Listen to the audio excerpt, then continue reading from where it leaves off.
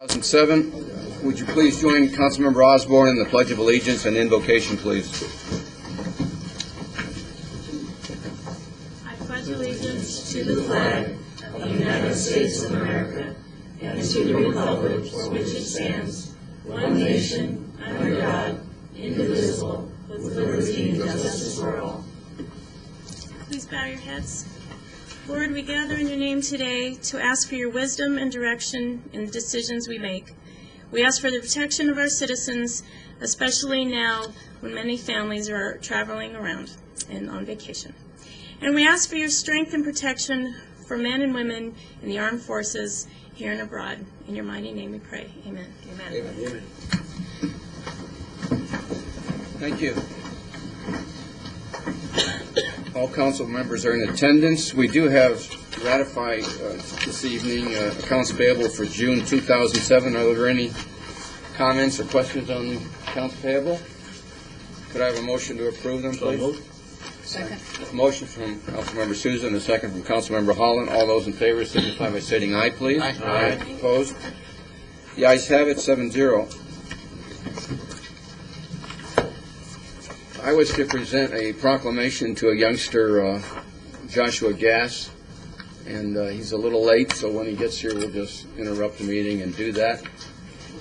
And I think, Raul, can you pick it up right now on the Pebble Creek Parkway?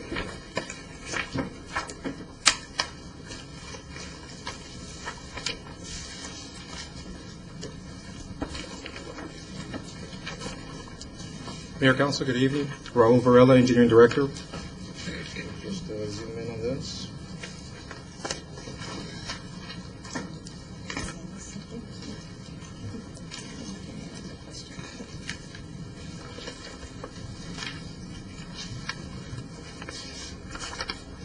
Last week at our council meeting, during citizen comment, Mr. Gary Gelzer expressed some concerns regarding safe vehicle traffic or travel along Pebble Creek Parkway, specifically as it transitions from 3 lanes at McDowell Road up to a single lane just north of Virginia Avenue. Recently, with the completion of improvements along Pebble Creek, our contractors have removed all construction barricades and signage, and sounds like we just got used to the fact that we had barricades out there, and the barricades assisted us with the traveling in that area. Now, as far as the design of the improvements, striping and signage along Pebble Creek, those are appropriate to the area. We took a drive out there, and we do see opportunities for improvement. So at this point, what we'll be doing, we'll be adding additional barricades along this area until the second lane along Pebble Creek just north of Virginia is completed. And to answer Mr. Gelzer's second question, that second lane will be constructed as part of the improvement district's improvements. And as just for your information, phase 1 of the improvement district is ongoing. That's this blue area. And phase 2 of the improvements, that's the green area that we show here. That will start this October and be completed by November of next year. That concludes my update. If you have any questions, I'll be more than happy to answer. So are we looking at that second lane like towards the end of October next year? Is that what you're saying? You know, I don't have a schedule. We don't have a contractor yet. Oh. And he pretty much determines that the phasing for those improvements. So once we get a contractor on board, we'll get that information to you. So it's going to take about 11 months to do the project? Yes. Phase 2 improvements will take approximately 11 months. Thank you. Design is complete or not complete yet? Design will be complete by September of this year, and we'll go out to bid in October. So we'll have a contractor by the end of October, early November. Lori?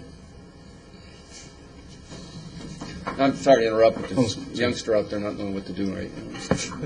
So, So I guess if Gary Gelser were here, he wouldn't be very happy right now. Is that a true story? You know, it is a danger. Well, I think what I've done the happened, same thing that Mr. Gelser did, so, I mean, I know he's talking Oh, about. And in fact, I remember having you in the car really early on when all this started, driving you home, and I almost ran off the road, and you made it, you were a little alarmed. Well, the And it was speed limit in that is- same area.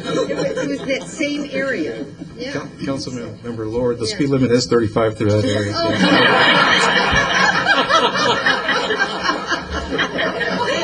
Oh, I'm gonna get you.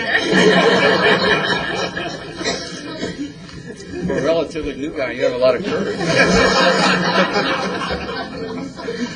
I don't have many opportunities to be out here, so. He's been waiting for that. Take full advantage. But, no, we understand Gary's concerns. There was just so many, sometimes we're blamed for putting too many barricades up there. So it's a situation where we took out the barricades, and now there's not enough barricades, so we'll be doing something about it. Great, thank you. Okay, thank you. Are you okay on this? Yeah? Yeah. Unless there's an opportunity to expedite it. but let's do it.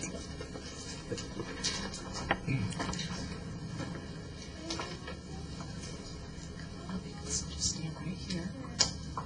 Stand next to me, okay? Mayor and council, it's my privilege tonight to introduce Joshua Gass.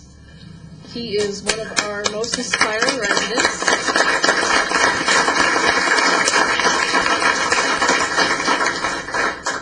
Last year, Joshua raised more than $30,000 for the Leukemia and Lymphoma Society, which helps families whose members fight blood cancers and which also funds research for the cure. And for his fundraising efforts, he received an award this year called Person with a Purpose at the Hope Ball in May. So that was a big deal, too. Congratulations on that. And his fundraising efforts are continuing, right? Mm-hmm. What are you working on this year? Our goal? Or what events? You have a new event, right?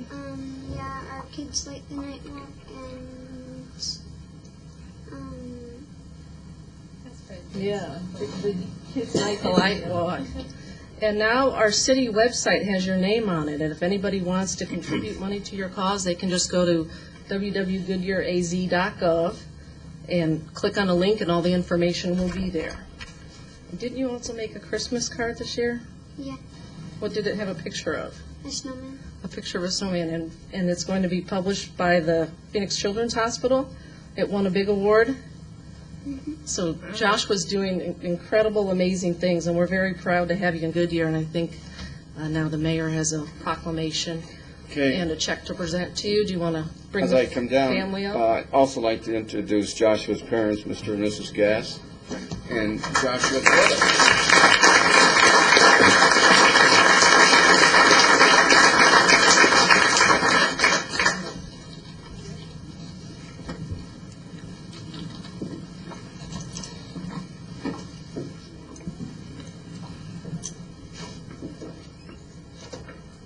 Make sure Joshua can see on TV here.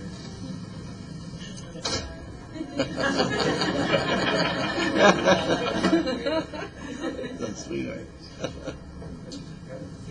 Yeah. Make sure we can see. It's right above the exit sign, Mayor. Mayor, right above the exit sign. Right above it. The camera that you're looking at. No. There you go. Okay, is that good? Okay, there you go, Joshua. Turn the microphone around. Turn the microphone around. I was very fortunate to be a presenter of the Person with a Purpose Award, and there were several hundred people there, and other people also got awards. But the star of the evening was Joshua Gass. I mean, people were cheering and standing up, so it was really impressive. Joshua wasn't feeling very well that night, but I hope your mother told you how the people felt about you. Did she? Cool. Okay. Okay, Joshua, I want to give you a couple things here. First, a proclamation from the City of Goodyear. Can I read it to you? Mm-hmm. Okay, let me read it. Whereas 8-year-old Goodyear resident Joshua Gass was awarded Person with a Purpose by the Leukemia and Lymphoma Society for his fundraising efforts, and whereas Joshua raised more than $30,000 for the annual Light the Night Walk to assist and pay tribute and bring hope to people battling cancer, saying that one of these dollars will be the one that will make us all better. And that's what Joshua said.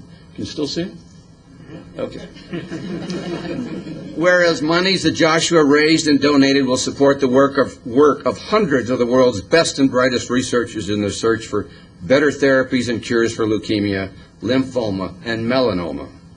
And whereas Joshua's efforts inspired 300 friends in 2 months to donate to his cause, and Joshua's fundraising efforts continue to expand and grow with a Kids Light the Night Walk this year. And whereas Joshua, who has leukemia himself, is a walking tribute to all of us for his determination, his perseverance, and passion for helping others. Now therefore I, James Cavanaugh, Mayor of the City of Goodyear, do hereby proclaim, Joshua, July 10, 2007 to be Joshua Gas Day. How's that?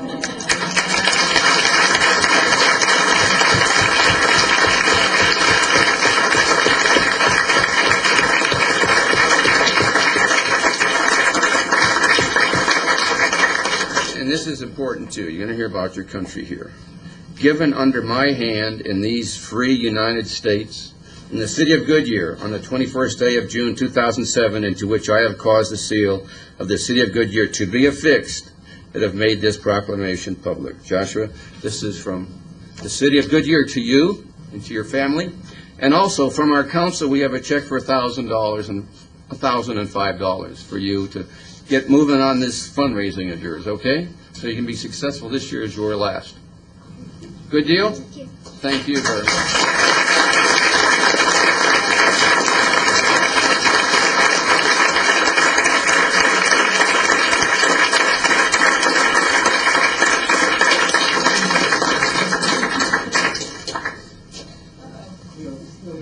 Let's just put it like this. Thank you.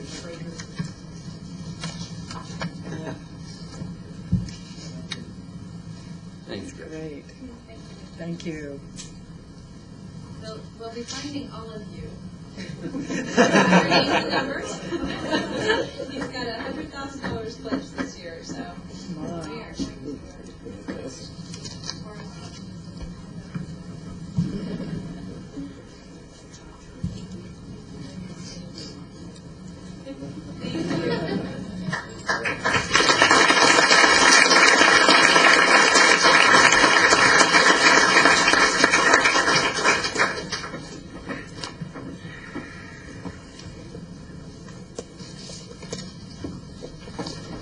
Thank you to everyone for your kind support during that process, so thank you very much.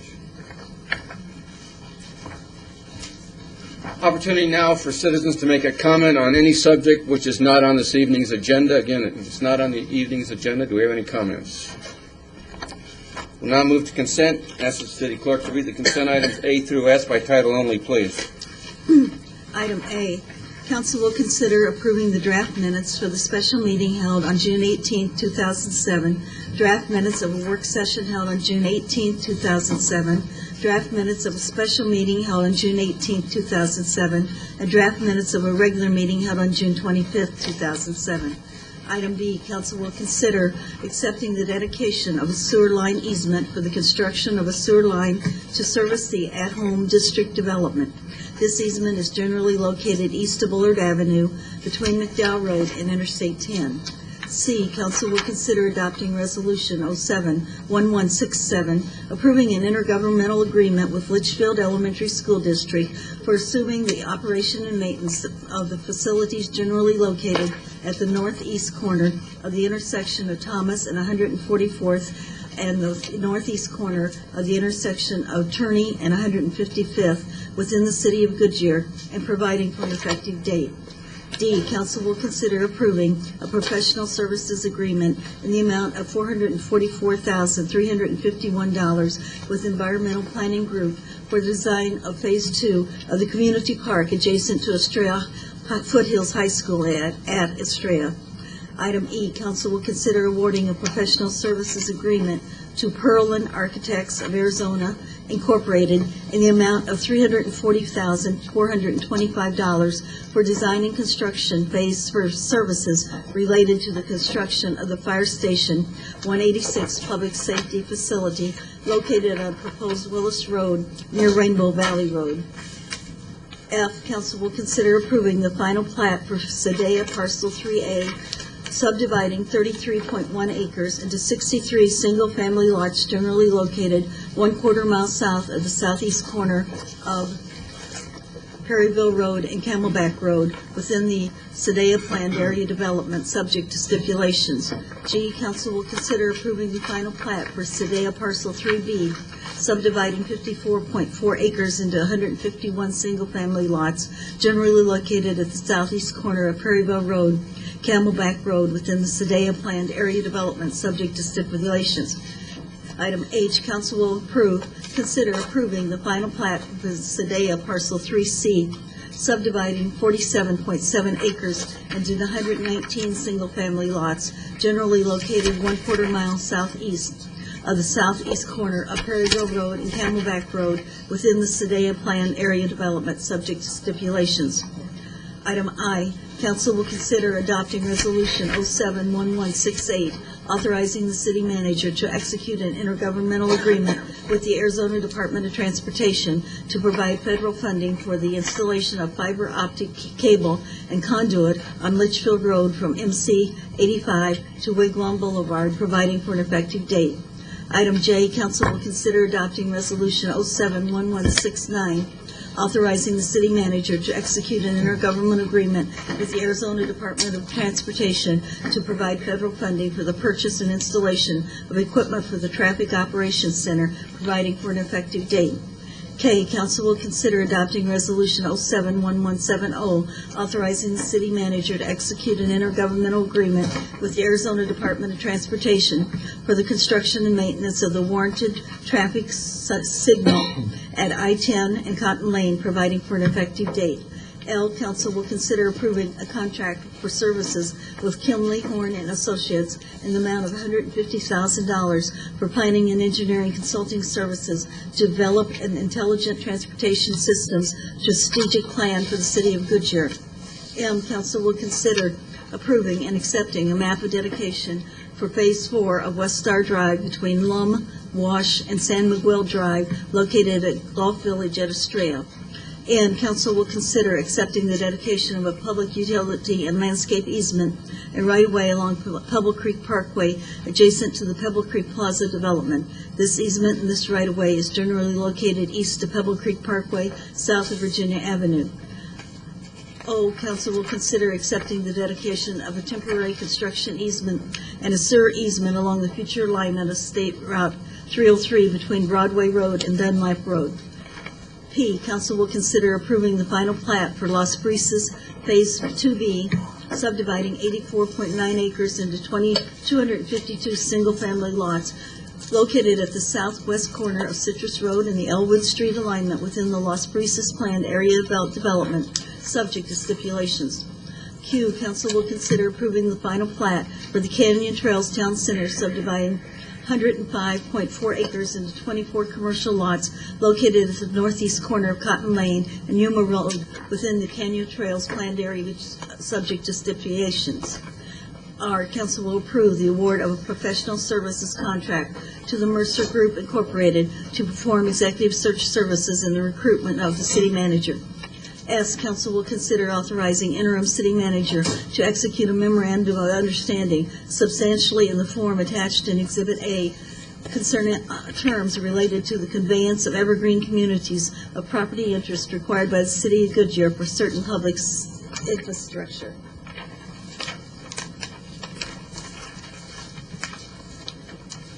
Okay, thank you. Would anyone in the public wish to remove an item from the consent agenda? Anyone on council wish to remove an item from the consent agenda? Okay, could I have a roll call vote, please?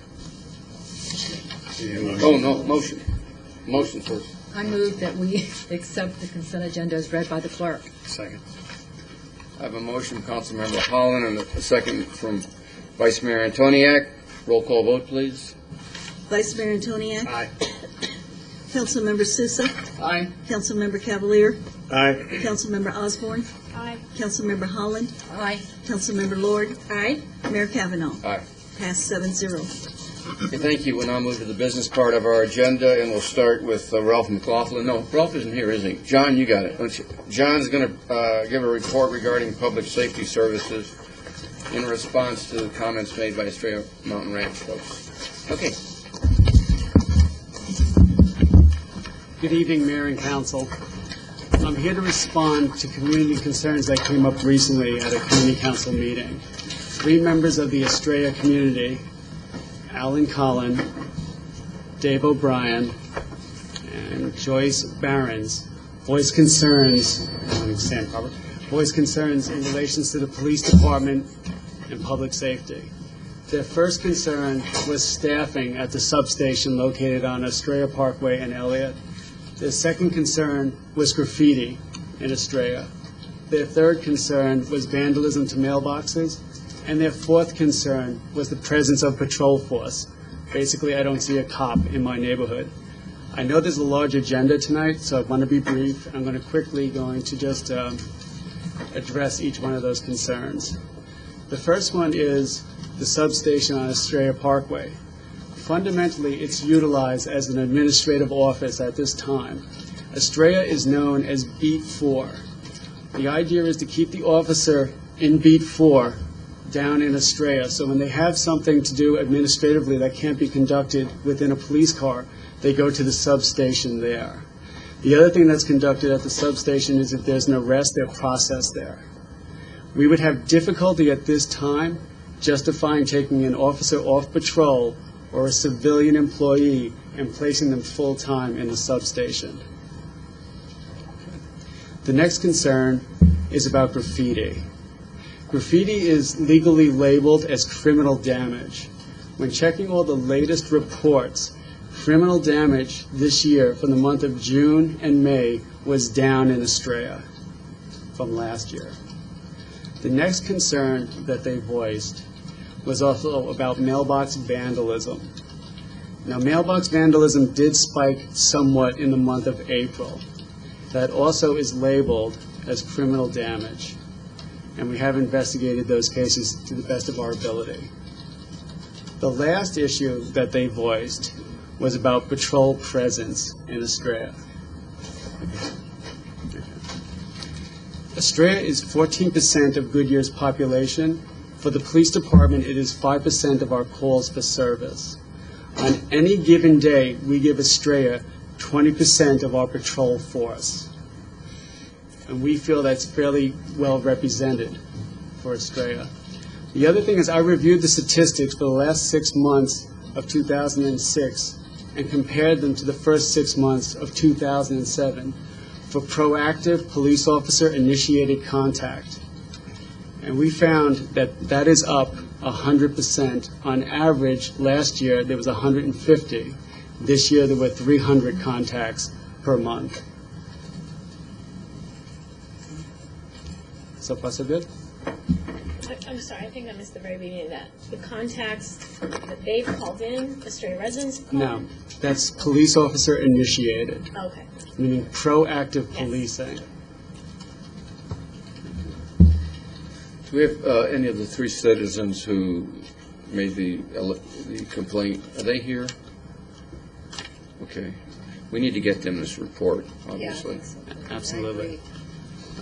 The plan is for our response to be threefold. One is verbally tonight. They're going to receive a letter from me requesting a meeting so that we can do customer service, and then I'm going to attach that to a member and send it to council. And that was going to be our response. Okay, comments or questions? Just one. I did notice in the constituency report that we get on a regular basis that those same types of complaints, except for the mailbox, that's the first time I've heard that, but that we had actually responded to those people in the community previously. It had to have been last month. I think it usually takes us about a month to get the report. But it did say Estrella Mountain Ranch area. Yeah. So I know that we have been trying to get back to those people as much as possible and let them know what the issues are. And then our responses to them was the graffiti was taken care of the very next day on 3 incidences anyway. So it's fresh in my mind because I just got through reading it today. So I just, I think when you talked about the patrol presence there, and I don't know how much is enough in something like that. Maybe some people just feel better seeing a police car drive through or something. I don't know. Well, once again, that's B4, and we have an officer assigned there 24 hours a day, uniform car. Yeah, there was a complaint that the problem in setting up a block watch, that the police weren't available to set that up. And I know that isn't true. Now, I understand there was a problem with scheduling it, and that Officer Tejas. Yeah, Tejas was not available at the time, but I know that he would be, and he is willing to do it. So, but I had that question, and that was one of the concerns that the citizens had, because there were other neighborhoods where Adam went in and did this and set up their neighborhood watch, and they were satisfied. And I told them this is what we need to do, and that the citizens have to take some responsibility for their security in their own neighborhood, and that's what they need to do. And that part of it is where the police can help the most, setting up their block watch and communicating with them on that basis. But I think that's very important, and I think that needs to be stressed. But not putting more patrol out there. No, you can put 30 policemen out there, and they'll find the time between police to do a doesn't matter number.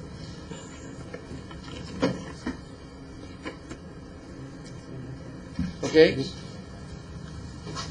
Thank you, John. Thanks, John. Mayor, Council, thank you.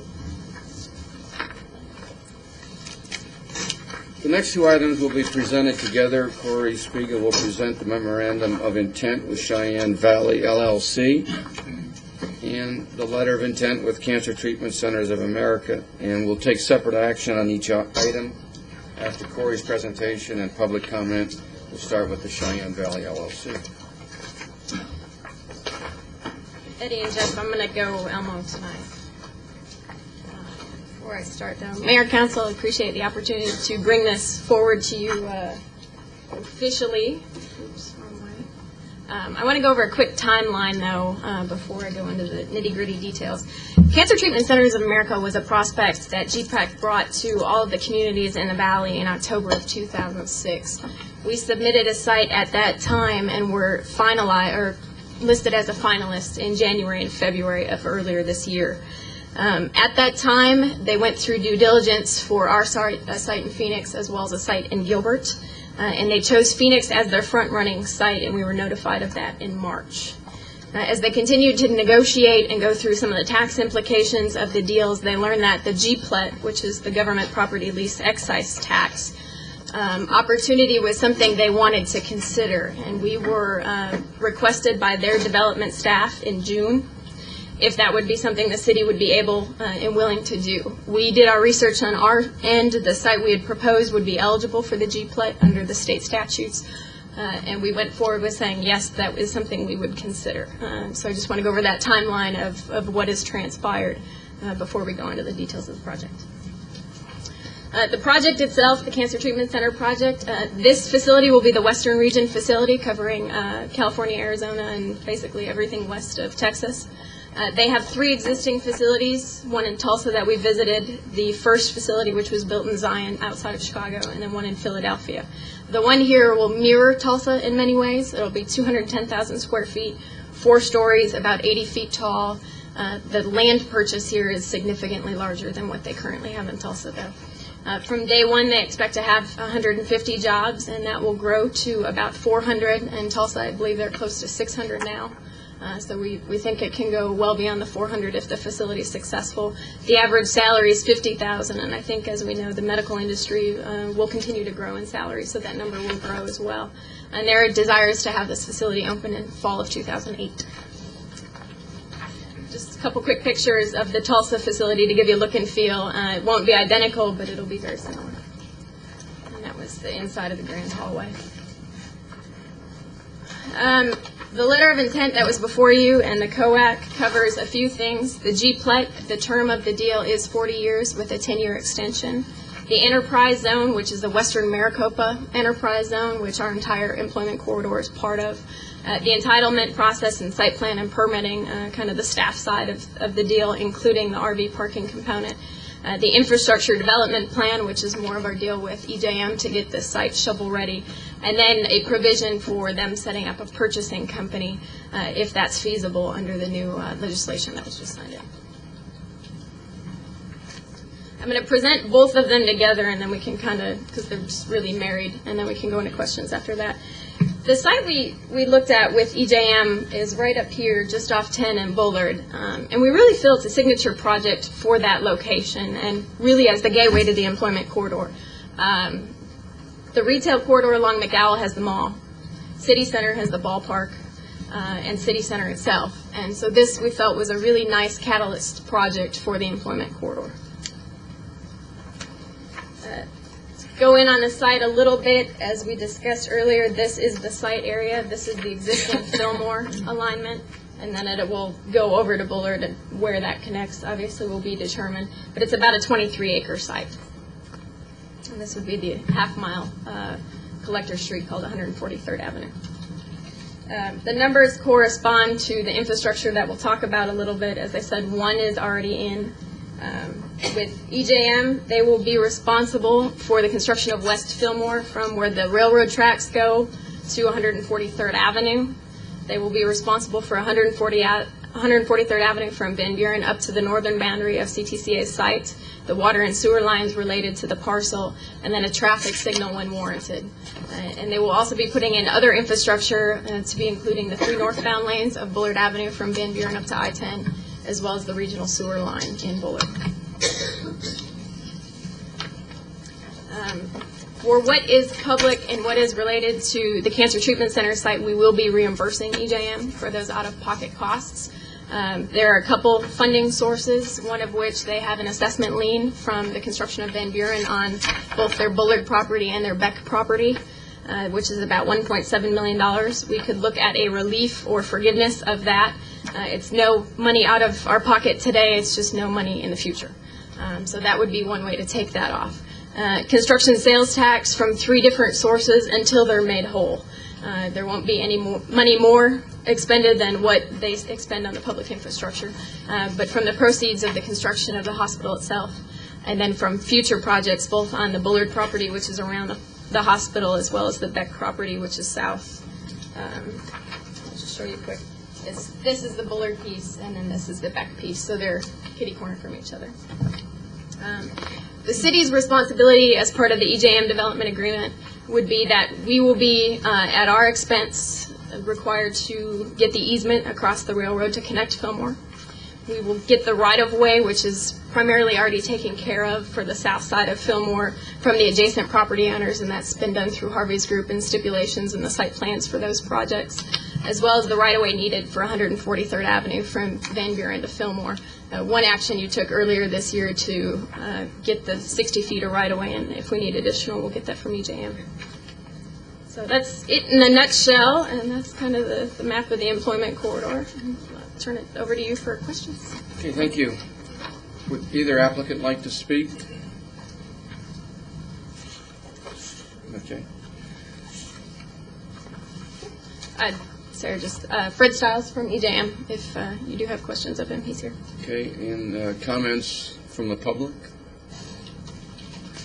Okay, why don't we just discuss both of them together then, before we ask for a motion, okay? Okay. So it's open to council. Councilmember Souza? I'd like to thank Corey for this gift. It's a going-away gift, really. All the snow. Corey is going to be going into the Denver area to seek employment in her professional activity. Just speak up. Yeah. You know, when this first came to us, I was really excited. And I'm even more excited now that we're able to close on this important health care facility.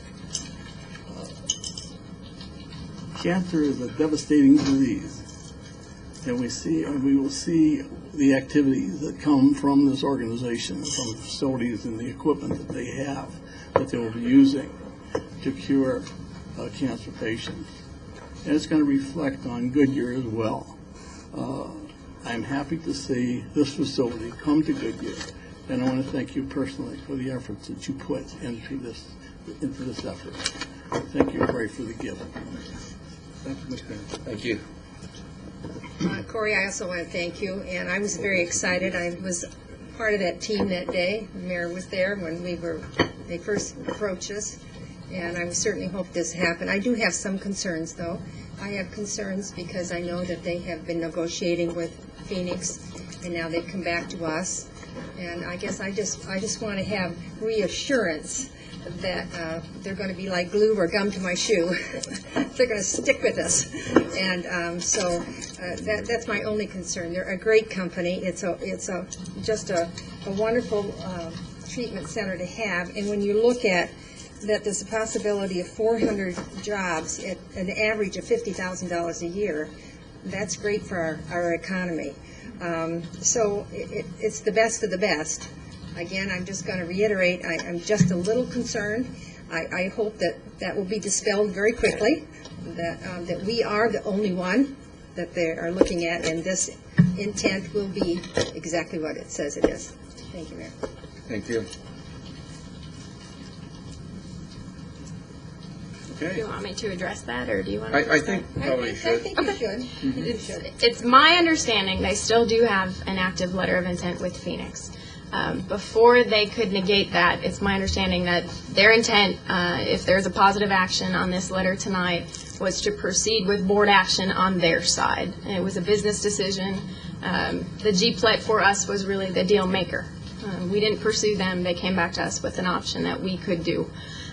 So the business decision for them is not to give up one until they know the other is, viable. So after action tonight, if it's positive, Brian will be notifying Bob Mayo, and their next step is to take it to their board and do the formal switch and thereby notifications. Thank you. Just one question.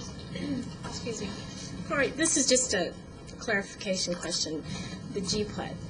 Trying to understand what that is about. We're sure that we're going to fit those guidelines. And from my understanding, it's to do with an area of, help me out here. The legal term is slumber blighted. Right. It's a redevelopment area, which was Like that word. When Barb and Brian, under his guidance, when we did the redevelopment area in 04 and 05, it was established as the Litchfield corridor area as well as the employment corridor. And it's not that you go out there and, oh my gosh, it's slum and blighted. It's underutilized, and that's one of the classifications. What is the actual boundaries of this? The eastern boundary of Goodyear down to, I think it's Broadway, MC85. Bob, my expert. And then generally the Bullard Wash, though it does kind of cut over a little bit to Estrella, all the way up to I-10. So by accepting that formal G-Plet, we're not hindering ourselves in any other ways further within the city. Right. The two qualifications for G-Plet are that it's in and the legal term is slumber blighted, but redevelopment area qualifies. And then that it's government property, which, they will procure from the private sector, and then it will be deeded over to us for the term of the lease. Okay. Does that help? Yeah. And Sarah, Georgia, or Councilmember Lord, they have been boring on the site today. They actually had equipment out there, so they're spending money now, which I think is probably the best sign they can have. Okay. All right. Looks like we're ready to go. Let's start with the memorandum of intent with Cheyenne Valley LLC. Can I have a motion, please? So moved. A motion from Councilmember Cavalieri, second from Councilmember Souza. Any no further discussion on council? All those in favor of the motion signify by stating aye, please. Aye. Opposed? Passes unanimously. Letter of intent with Cancer Treatment Centers of America. Mr. Mayor, I move we approve the letter of intent between Cancer Treatment Centers of America, CTCA, in the City of Goodyear concerning location of CTCA within the city. Second. Motion from Vice Mayor Antoniak, second from Councilmember Holland. All those in favor of the motion signify by stating aye, please. Aye. Opposed? Passes unanimously. So, cool.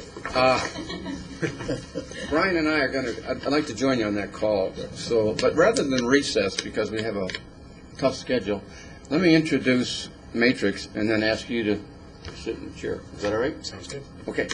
All right. Lori and I were talking about who would do this, and she sort of decided I would, or I decided, I don't know who. But we just want to give a little introduction to Gary and Matrix.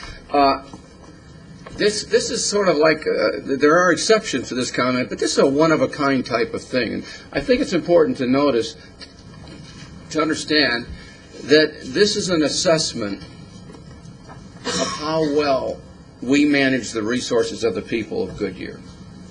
And this council demonstrates its accountability to those people by openly apprising them of how well we, in fact, are managing those resources. It is open to the public. We are bearing our soul to the people, literally, and to the press, and that's the problem right there.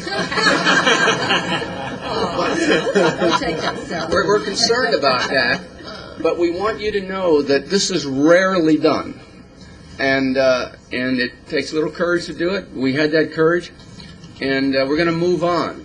But we didn't go in this with the intent of demonstrating we're better than anyone else. This has never been done. We fully expected that they would find areas where we could improve. And they have, and we're thankful for that. You're going to hear about those. But just it's important to realize that this is to make us better. But mostly, I think the important thing is it's a report card to the people who pay our salaries, who own their resources. Everything we have is owned by the citizens, and we're telling them, starting tonight, how well we're doing that, okay? I can't overemphasize the importance of the uniqueness of that. I guess Gary would say there's a few cities that have done that, but very few have done that across the country, and rarely, if ever, in the valley. So this is us telling the people how good we are, advising the people we've got issues to work out just as like any other city would, and we're raring to move to do that. So Gary's going to make a presentation. I don't think it'll be very long, but he's going to give us an 800-page report. So there's going to be quite a few things in there. So we're going to take that report, we're going to give it to the press, we're going to give it to people, and we're going to give it to the staff. And the staff is going to have almost 3 months to come back to us and respond to what this matrix did, or how Matrix evaluated them, and the recommendations by Matrix. So they're going to come back to council. It's Matrix to council, council to staff, staff back to council. And that's how it's going to work over the next several months. One word we should never forget about this. This is an independent assessment. The people making this assessment don't work for the council, don't work for the staff. In fact, they don't even live here, I don't think. So they are totally independent. It's their review of how well we do business. We will agree with some of the things they do, but I would expect we might disagree with other things. And that's what the next 3 months is going to show, okay? So we're bearing our soul again, and I think we should do that. But not many other governments or businesses do that, do they? No. So we are. Okay, you got it, you know. It's a heck of a doozy to leave me on. Al, Gary Golis from Matrix. Good evening.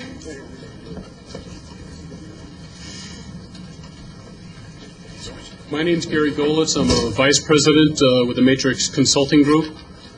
We're a firm that provides consulting services only to local governments across the entire United States. We have 7 offices across the United States, ranging from Boston to Washington, D.C., to Florida, Texas, Illinois, and California. We don't have an office in Goodyear. Why? So I should have established. Future office. Future. We provide consulting services, basically management audits, management studies, performance audits for almost every type of service that governments provide.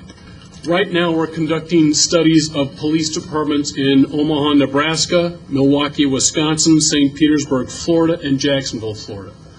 We're conducting studies of fire departments in Omaha, Nebraska, Seminole County, Florida, Polk County, Florida, and Fort Lauderdale, Florida. We're conducting studies of the planning and development review process for the city and county of San Francisco, East Palo Alto, California, Beverly Hills, California, and Glendale, California. We're conducting a study of the Parks and Recreation Department for Alexandria, Virginia. We just completed one of the rare citywide studies in Spokane, Washington. And we've conducted studies on behalf of a number of cities and counties in Arizona, including Scottsdale, Maricopa County, Phoenix, and Oro Valley. So we're not strangers to Arizona.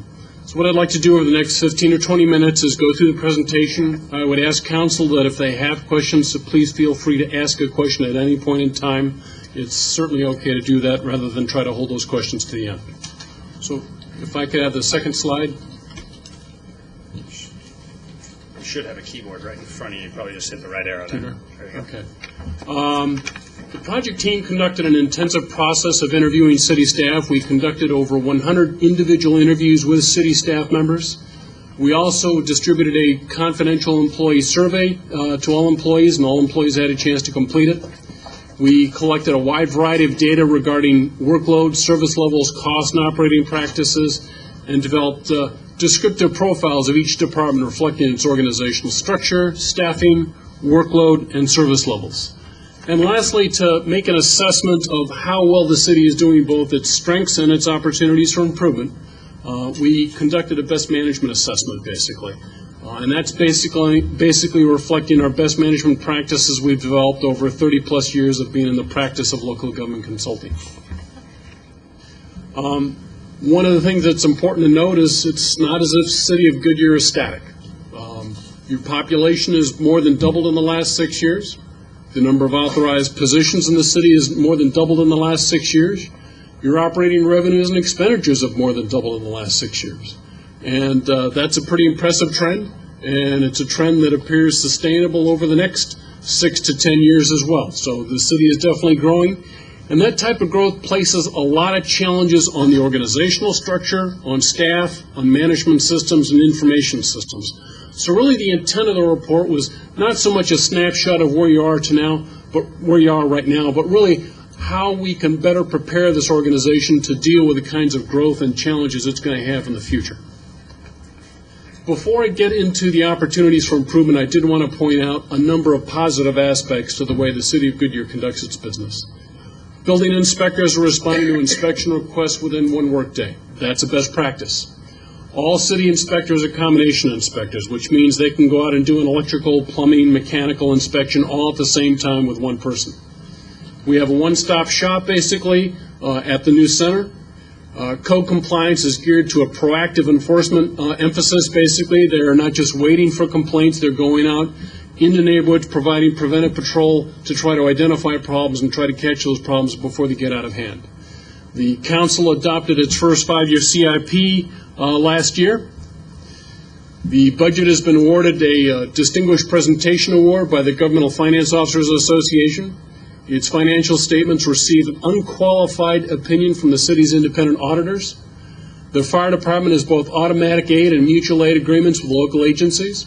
The fire department utilizes both ALS capabilities on all 4 of their companies at the present time, and the units are staffed with a paramedic firefighter so that the initial response is a combined BLS and ALS. The Internet is the primary means of advertising vacant positions by our Human Resources Department. Applications are only accepted online. Over 60% of the applicants found out about the vacancy from the city's website. That is pretty impressive, and it really speaks to the technology being used by that department.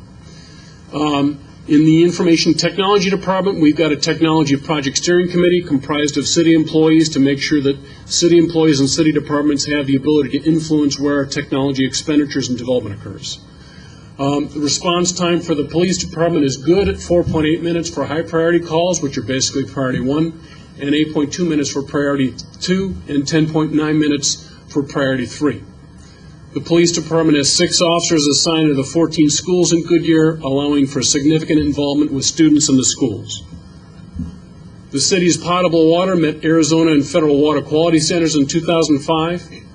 The city awarded a contract for development of master plans for both water, wastewater, and reuse, and is providing a phased project implementation plan for the city, and again, that's a good thing. We dealt with one client, Lawrence, Kansas, which actually had to stop development because they found out they ran out of capacity at the wastewater treatment plant. So it's a good thing that the Water Resources Department is looking ahead, planning ahead, recognizing we're going to go through a lot of growth and trying to make sure we've got the infrastructure in place to deal with that growth, as opposed to, oops, we just ran out of capacity at the wastewater treatment plant, we've got to put the stop sign on, basically. The Water Resources Department is developing, in concert with Brown and Caldwell, standards for a Scada system. That is a supervisory control and data acquisition, or just plain old telemetry. And it's a good thing from a standpoint that you're going to end up with a lot of package plants, it appears. And rather than having to staff each package plant, you can use the Scada system to have centralized staffing and reduce the amount of staffing demands. And again, that speaks to the Water Resources Department looking ahead to using technology to reduce the amount of staffing growth that you're going to inevitably occur over the next 6 to 10 years. We also, as the mayor explained, there are opportunities for improvement as well as strengths. One is we need to acquire an up-to-date e-permitting system for the development review process. Right now, you're trying to use your financial management system for e-permitting. It's not working.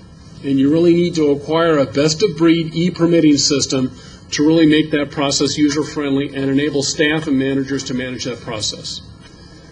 Installing a robust managing for results system in each department, which basically means goals, objectives, performance measures, but the ultimate bottom line is accountability for managers and supervisors for the efficiency and the effectiveness of the services they deliver, and that's what managing for results is all about. Enhancing the management of the city's capital improvement program, and we'll talk a little bit about that later. It's not only procedures, it's also organizational structure, and we have some recommendations in that area. The procurement officer should finalize the review and updating of purchasing policies and procedures, and the city should replace its legacy financial and human resource information systems. And that's, again, HTE. It's served its purpose, but it's outlived its life, and it needs to be replaced. This is not a system that's capable of dealing with the kind of growth you're going to experience over the next 6 to 10 years. You need, again, to acquire a best-of-breed system. The city should acquire a computerized maintenance management system for every department that maintains assets that the city owns. So that's water resources, that's public works, it's parks and recreation or community services, basically. Any asset the city owns, basically, you need a computerized maintenance management system to help manage the maintenance and preventive maintenance of those assets. We also have a number of recommendations in terms of organizational structure. We're suggesting that the responsibility for current and long-range planning be split into 2 different sections, each with a working supervisor. By and large, a city that's going through the kind of growth that you're going through and have gone through, it's critical to maintain long-range planning capacity. And rather than trying to have one supervisor try to do both and staff try to do both, we feel it's important to try to split that responsibility with a supervisor responsible for current and a supervisor for long range to make sure our general plan is updated, to make sure our zoning ordinance is updated, to make sure we maintain area plans, and to make sure that the people sitting at that particular desk are able to maintain control over the destiny and future of the city. Must be something about you, Gary. I guess. We need to enhance the supervision of plans examining staff within the Building and Safety Division with the addition of a senior plans examiner position. And again, we have not had one, at least until this fiscal year. We are suggesting that we reallocate aquatics and recreational services from the Public Works Department to the Community Services Department. There is a proposal to reallocate that to a new Parks and Recreation Department. Our concern is there is insufficient managerial workload to warrant both the Community Services Department and a Parks and Recreation Department. And if you have a Parks and Recreation Department, then we've got to ask the question about what the Community Services Department is left with in terms of the kind of managerial workload that is within that department. So what we are suggesting is, by and large, to place responsibility not only for the library, but also for recreation and aquatic services within that particular department. We feel that there are a lot of cross-connections between those two services, that, for example, a number of cities have placed many libraries in some of their community centers or recreation centers, and we feel that there's some opportunity for cross-connection, particularly given the growth that this city is going through geographically, that you can't build a library everywhere, and that the opportunity might be to construct recreation centers that also serve as mini libraries in neighborhoods, basically. So we feel that there's some natural connection between those two services. We are suggesting that we create two divisions in the engineering department, a development review division and a CIP division, each managed by an assistant city engineer, and that the city reclassify the city engineer as one of the two assistant city engineers, one to manage the development review division, the other to manage the CIP division. That we consolidate all CIP staff in the city within the CIP division of the engineering department. That includes reallocating staff from the city manager's office, the Public Works Department, and the Water Resources Department. In essence, what you're suggesting is that the city needs to be able to hold a department head accountable for the entire CIP process. Right now, that rests with a deputy city manager. We feel that places demands on the deputy city manager that impedes his ability to maintain day-to-day contact with department heads, and that really that's where his strengths and assets need to be more effectively utilized, is managing those departments as opposed to the CIP process. That you've got an effective engineering director, and that we need to tap into the skills and talents of that engineering director. That we consolidate the engineering department and the Public Works Department under one department director. That's a practice that we find very frequently, to basically say that the person who's responsible for managing engineering is also responsible for maintaining a large part of the assets that the city is responsible for engineering and designing and construction management. That we streamline the spans of control for the city manager and the deputy city managers. And what we're suggesting there is that the city manager should be Mr. Outside or Ms. Outside, and that the deputy city manager should be Mr. or Mrs. Inside, basically. By and large, we're suggesting that the city manager should be interfacing with the city council and mayor and the communities in Goodyear, and that he or she should only have two managers reporting to him, the two deputy city managers.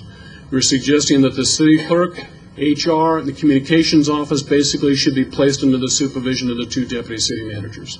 We're suggesting that the deputy city managers themselves should not be responsible for special projects. Those should be pushed down to department heads, such as the economic development director or such as the engineering director, basically. And that the engineering director has some responsibility for the management of the entire CIP process.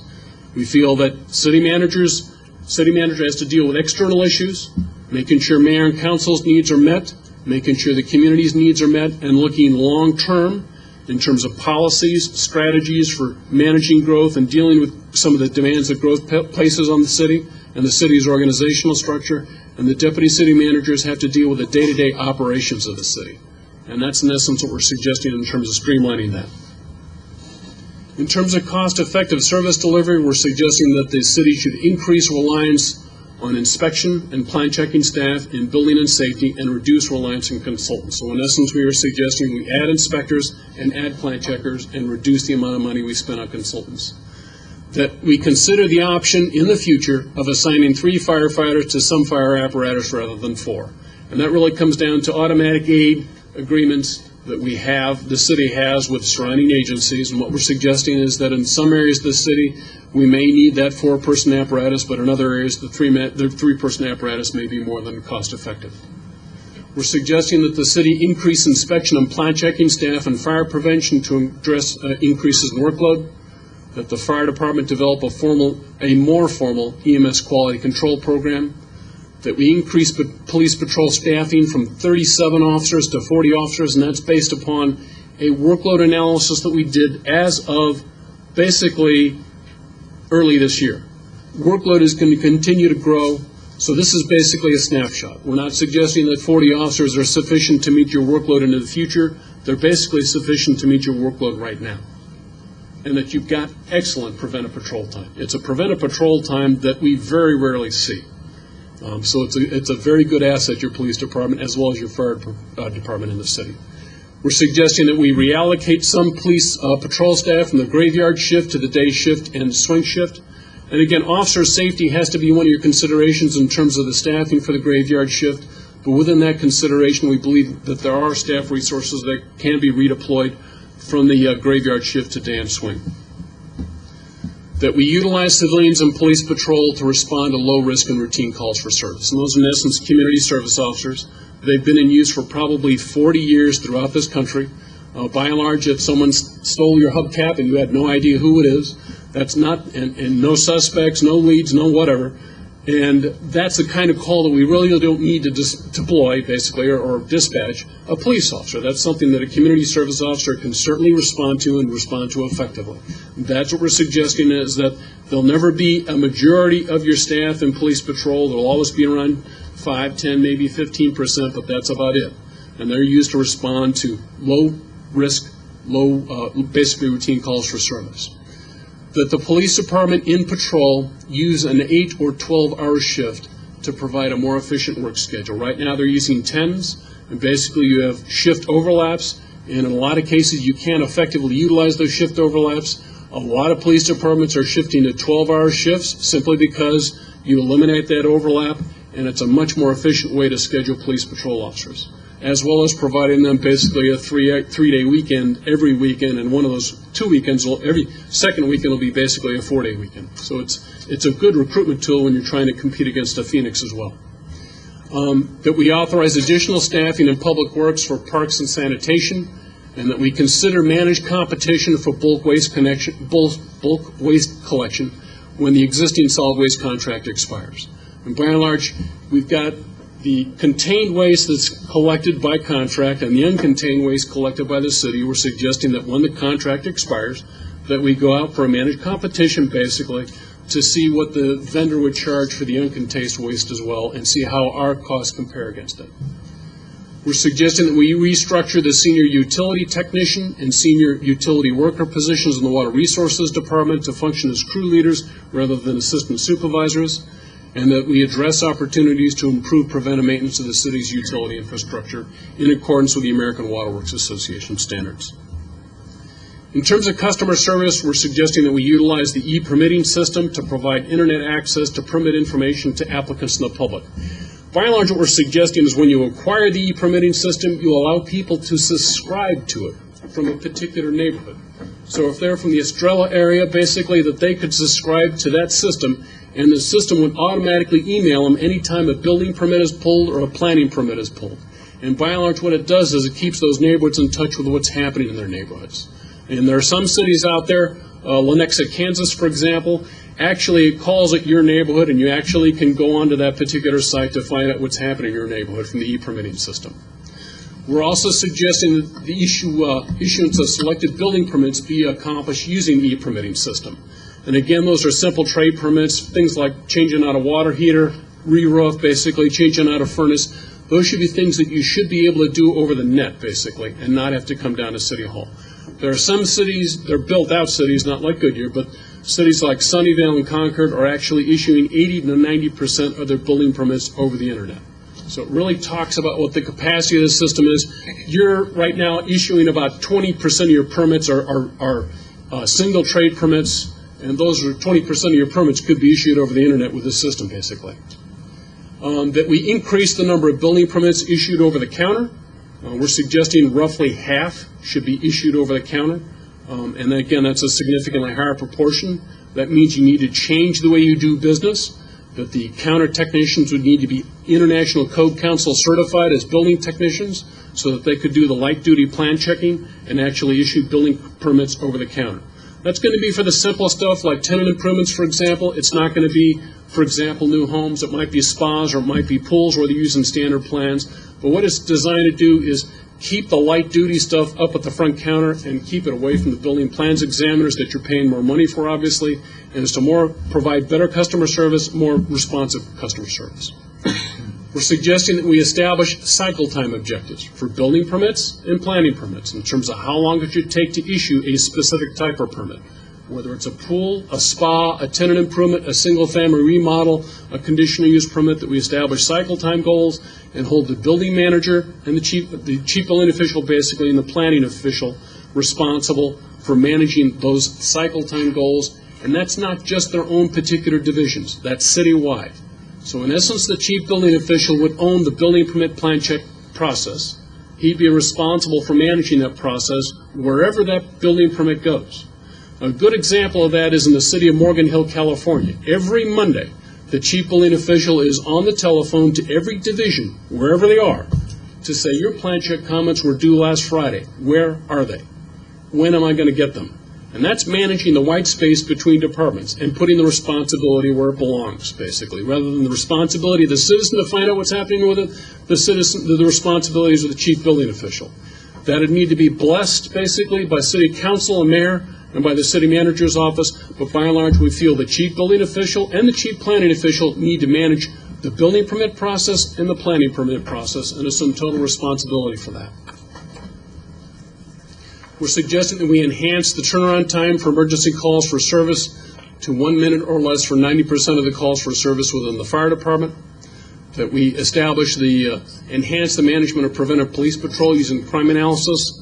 And in essence, you've got 44% of your time available for preventive patrol right now. And what we is suggesting is basically directed preventive patrol, where, say, you've got areas where you've got felony mailbox destruction, for example, and you basically send police patrol officers using crime analysis to say this typically happens at 2 a.m. in the morning on Sunday, to actually send police patrol officers out there at 2 a.m. on Sunday to actually patrol that neighborhood. Based, again, you've got a crime analyst in the police department, so what you're trying to use is crime analysis to focus where that preventive patrol time gets directed. Not just cruising around, but actually saying these are specific hot spots that could be for auto theft, could be for burglary, etc., that we want you to patrol at these specific times on these specific days. And that we enhance the consistency and quality of internal services. That's both facilities, fleet, finance, and human resources, by developing and adopting service level agreements with each of the major operating departments that are their customers. So that would be facilities, fleet, finance, information technology, human resources would have contracts with, for example, the police department or fire department regarding what services they're going to provide and what level of service they're going to provide. So that it's very clear for the police department, the fire department, the community development department, or the public works department, what services they're going to get and what level of service they're going to get. And it provides methods for, if they don't get that level of service, they have an appeal mechanism built into the service level agreement so that they can actually appeal that particular problem to the city manager's office. And that's our presentation tonight, and I'd be glad to answer any questions that the mayor and council might have. Okay, we're going to get to that. We do have to have a motion here, but I think it would be helpful. This looks like a significant task. Brian, would you introduce two gentlemen that you've brought on board? Yes, Mr. Mayor, members of the council, we have been waiting for the study to be completed, and really with a lot of anticipation. And as part of that, we've gone through a process whereby we brought two consultants, actually a consulting group that'll have two gentlemen that will be assisting us through this over the next handful of months. We will be looking at each and every one of these recommendations, and we'll be formulating responses, and in some cases, implementation strategies as needed with each of these recommendations. But the gentlemen that are with us have a combined 60 years of experience in city management. Paul Wenbert is the owner of PW Consulting, and he has with him Mr. Lloyd Harrell. And if you gentlemen want to just kind of show your hands there. But Mr. Wenbert was last the deputy city manager for Mesa, as well as experience with other cities around the country in city management as a city manager. Mr. Harrell was lastly the city manager for Chandler, I believe it was for about 7 years, and certainly executive management throughout the country as well. Both very involved in International City Managers Association, which is an organization that really looks at quality of government. So we feel like we have good talent to help us. Our directors are ready, willing, and able to start working with them actually starting this week. Thank you. Okay, thank you. Do we have any comments from the public? Questions, comments? Okay, seeing none, this is a discussion item, but I think it's wise if we have a motion that receives this assessment and conveys it to the city manager. So So moved. I have a motion. Second. The motion from Councilmember Lord and a second from Vice Mayor Antoniak. So, okay, it's open for discussion and question right now from council. Mayor, as you know, yourself, the Vice Mayor, and myself have been party to this matrix system and review of what concerns the City of Goodyear and how we deliver services in the future and how we handle our employees effectively. I believe you've done an excellent job. Thank you, sir. Presenting this to us. It's not going to be an easy task. And one of the things that we wanted from you was a dedication to a review of what the city holds for the future.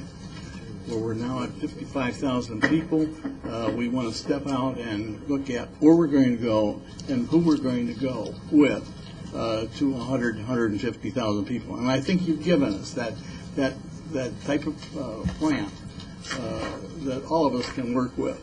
I appreciate the effort that your firm has given us, and I'm sure that we'll work with it and make this city what it's destined to be. And that's the #1 city in the state of Arizona. Yes, sir. Thank you very much. Thank you, Mr. Mayor. Thank you. Councilmember Lord. You know, this is kind of addressing to staff. It's always difficult when you have to make a change. And it's also difficult to embrace a different culture. And this is sort of going to develop a different culture within the city center. And so I know that's going to be sometimes difficult for you. But I see a lot of excellent points in this presentation in the matrix that I think it's only going to enhance all your departments. And I think the end result is where you have a lot of complaints from citizens about certain things. I think some of these are going to delete those complaints because we're going to be running more proficiently. So I would hope that staff will not look at this as a report card saying, oh, guys, you've got an F on this, you haven't been doing a good job. It isn't meant that way at all. It's meant to just improve our city as we grow, and 111% growth is pretty big. Mm-hmm. So I thank you for the study. I think it's going Thank to you. be very helpful. Thank you, Mayor. Thank you. Councilmember Holland. In a case like this, when, anytime you do an assessment of any kind, it always implies negative. Mm-hmm. And so you have to kind of look at the positive side. I mean, it's just a given that you just feel like, oh my God, they're picking on me. And maybe a lot of the recommendations when it gets down to the department level will not come back as something that they want to follow through on, and they'll have good reasons for not wanting to follow through on it. But at least it's give us the opportunity, we'll get a chance to take a look, we'll get a chance to evaluate, put those best practices, manage between the white spaces between departments, which I think is real important. So I'm looking forward to hearing what the departments come back with. Thank you, Very Councilmember. interesting. We typically get about an 85% implementation rate, so that's our That's typical good. benchmark. That's very good. Thank you. Vice Mayor. Yeah, I just would say thanks to staff thus far. Appreciate your patience in this process. I know it hasn't been the easiest one, and murmurs have been floating about City Hall as to what's going to happen once this matrix report is released. And just thank you for your patience during that time, and thank you for your patience as you go through and look at this. And thank you to the Matrix group for doing this. I would just ask everybody as you're looking at these, I think it's been said, they're not necessarily edicts, they're suggestions, and it is a, I don't want to say a report card. You said it wasn't a report card because it's not. I mean, it's an independent assessment, but I do think it's important that, when we're looking at these, or at least what I'll look for in 3 months from now when we're hearing is, if it's not being implemented, why not? If it is being implemented, great. If it's got some adjustments to it, fantastic. But bottom line, as a citizen, if I come to the desk for a pool permit or I call 911, what would I expect as a citizen coming to a service within the city. And so that'll be the question I'll sit here and ask 3 months from now if you tell me that maybe something is not going to be implemented, or if you want to modify that, or if things are going to stay the same. I'm going to ask the question of, is that the best way to serve the citizen? So, and that's what I went into this with, and that's what I'll come out of it with. So just a bit of insight, but enjoy. It's 800 pages. And I know 3 of us up here have been intimately involved in this process, and it has been a long, arduous process, and there's a lot of information to consume here. So, thanks. Thank you. Also add that other council members were involved in the selection process for the consultants. So all of us were involved one way or another, and have been. I do thank for the cooperative attitude. This is success, okay? And it'll demonstrate that. But today, it took a while to get here, and it wasn't easy. Yes, it did. So we got here because of the cooperative spirit of council, staff, and Matrix, and we all came together, and I think everybody had a cooperative attitude in here, and it was not easy at all times to do that. So we very mature response to this. Thank you very much. Yes, sir. All those in favor of the motion signify by stating aye, please. Aye. Opposed? The ayes have it, 7-0. That's good. Now move to the IGA for the Southwest Valley Advocacy Center. Terry Woodmansee. Mayor and council members, I want to thank you first of all for having this opportunity to come before you again with what I think is the most fabulous thing that we could possibly do for the victims in our city. And the support you've given us to get here has been just phenomenal. And I want to thank each of you for that support. I want to start by just kind of briefly going over and recapping the Advocacy Center. As you know, it'll be the primary care center for adult sex crimes, child sex, physical abuse, domestic violence, and vulnerable adult abuse.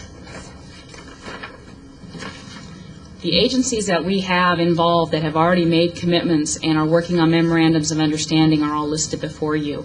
Those agencies have worked very diligently with us to secure this facility and make it a one-stop shop for our victims. Little history back there. Task Force started in 2005. We brought the concept to you in May of 2006. You blessed it and asked us to move forward and come back with a wonderful plan to you. I think we were able to do that. Council's all approved an IGA.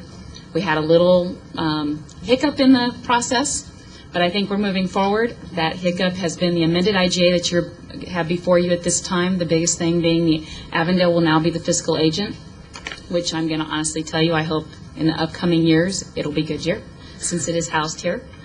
It'll be located at the 140 North Litchfield Road facility, which I think is an ideal candidate for it. There's a slight increase in the final cost based on the benefit change from Avondale to Buckeye to Avondale, and the final lease agreement that we worked out with the West Valley Hospital. Avondale Council and Buckeye have approved it. It comes to you for the final approval. The West Valley Hospital Center is the ideal location. It is going to be over 12,000 square feet. It's going to cost us $33.50 a year per square foot. It'll be divided between all 3 cities with the approval. It's going to run us a total cost over the life of the lease, which is approximately 5 years, at $2,212,000. We are really looking forward to this. The features and the amenities within this are self-speaking.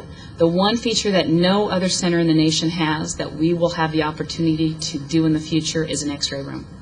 Many suspected non-accidental traumas are found out through X-rays. And we have that task force that will continue to work towards building funds and getting us fundraiser events. And one of their first things that they want to do is get us an X-ray machine. With the work of the hospital and the pediatricians, we are working on trying to eventually have that as one of it. With it already being in the center and it's already established, it's OSHA approved, it's a very unique opportunity for us. The biggest thing of all, based on your approval tonight, if you approve this, we can be in this facility within 6 to 8 weeks. You are going to be the final say. You have the opportunity to say yes. The biggest thing I want to share with you is you saw that the price tag was about $2 million for a 5-year lease. Based on a national study that the Children's Advocacy Center has done, it reduced costs by 41% by having a center such as this, by having everything facilitated there. With the cost at $1,353 per case based on a 2005 study, all 3 agencies combined last year had 1,511 cases that definitely would have used the center. That would have been a $2 million savings between the three cities. It speaks itself. It pays for itself. And it's something that we can provide to our community and to our victims that is nowhere else. And I'm now going to give it to you to finish creating that positive environment. Any questions? Okay, thank you. Comments from the public? Ask the clerk to read the resolution by title only, please. Resolution 071171, approving an amended intergovernmental agreement between the City of Goodyear, the City of Avondale, and the Town of Buckeye regarding the funding of the Southwest Valley Advocacy Center. Can I have a motion? I move we adopt Resolution 071171 as read by the city clerk. Second motion. Motion from Councilmember Lord and a second from Councilmember Souza. It's open for discussion and comment. Mr. Mayor, I could look down here and I saw the date, May 8th. My wife and I are going to be celebrating our 59th wedding anniversary on May 8th. And let me tell you, I'm happy to say that we never have had to use any of the program that you're offering the City of Goodyear, Avondale, and Buckeye this evening. We've been blessed, not only with my wife and I, but our children as well. I'm happy to encourage people that have problems in their marriages, have problems with their children, to utilize the services that you're going to be providing this evening. We've had some bumps in the road. Those bumps have been overcome. And I know that this council probably will vote for this evening, and we go from here. Thank you, Mr. Mayor. Thank you, Terry. And our compliments to you and Rita. Thank you. Mayor. Councilmember Holland? I really, this is very exciting, having worked on this since the beginning to finally make this happen.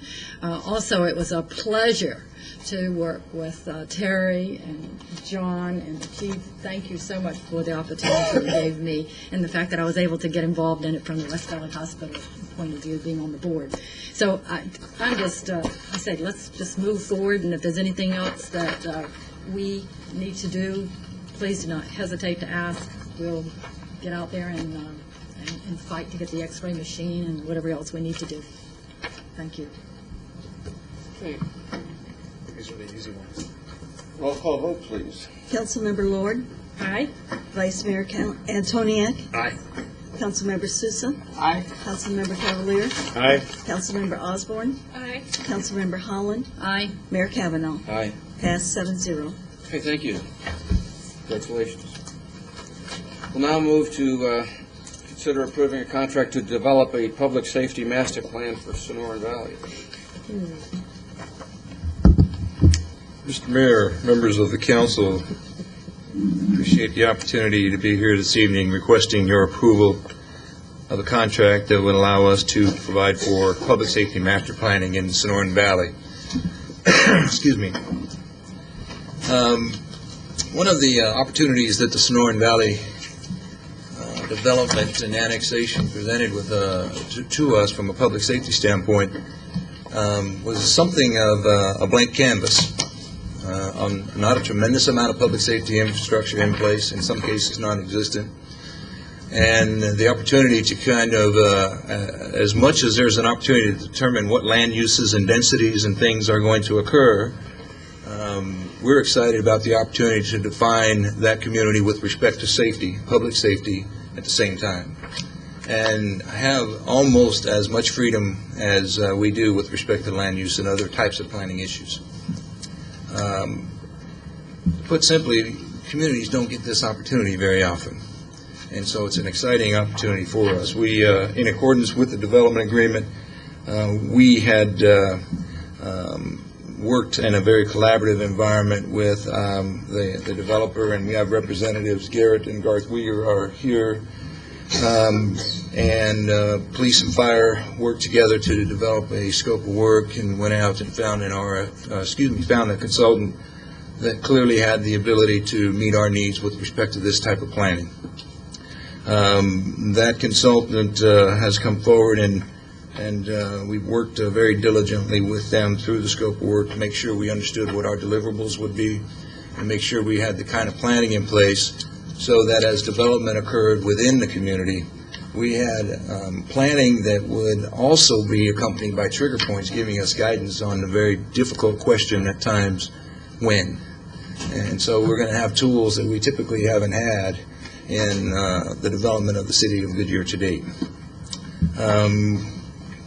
With respect to actual funding source, the study itself, $467,200, which is with respect to the type of studies that we've seen in the Valley for one public safety service, this is about in keeping, if not a little bit less than what we had anticipated. And that funding to be provided completely, 100% by the master developer, Montage Holdings, and that's in accordance with the development agreement that you all signed in March of 2007. So again, a very collaborative effort. I'm here to answer any questions. Montage is here to answer any questions.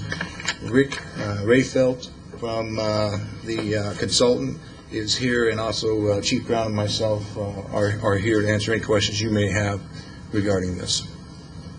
Thank you. Opportunity for comments from the public.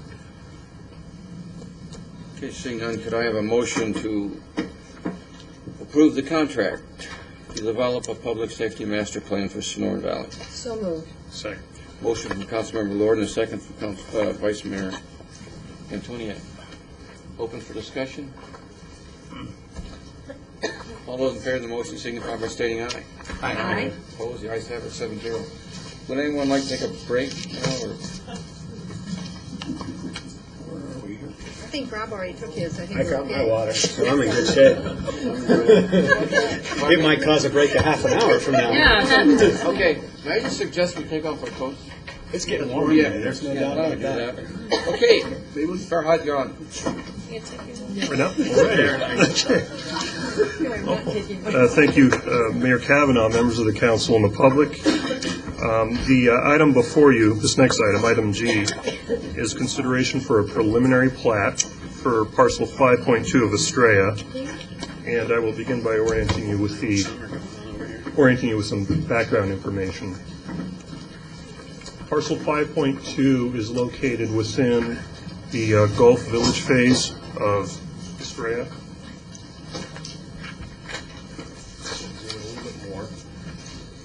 And although the boundaries appear kind of faint, this is the area that we're talking about. It's about 43.5 acres.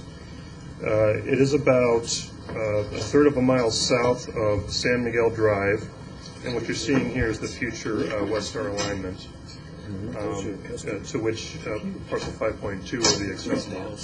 And the current terminus of West Star actually terminates right here, just before Lum Wash. The MOD that you approved earlier today dedicates this length of West Star Drive to the city. And this is the first plat out of the gate within that area.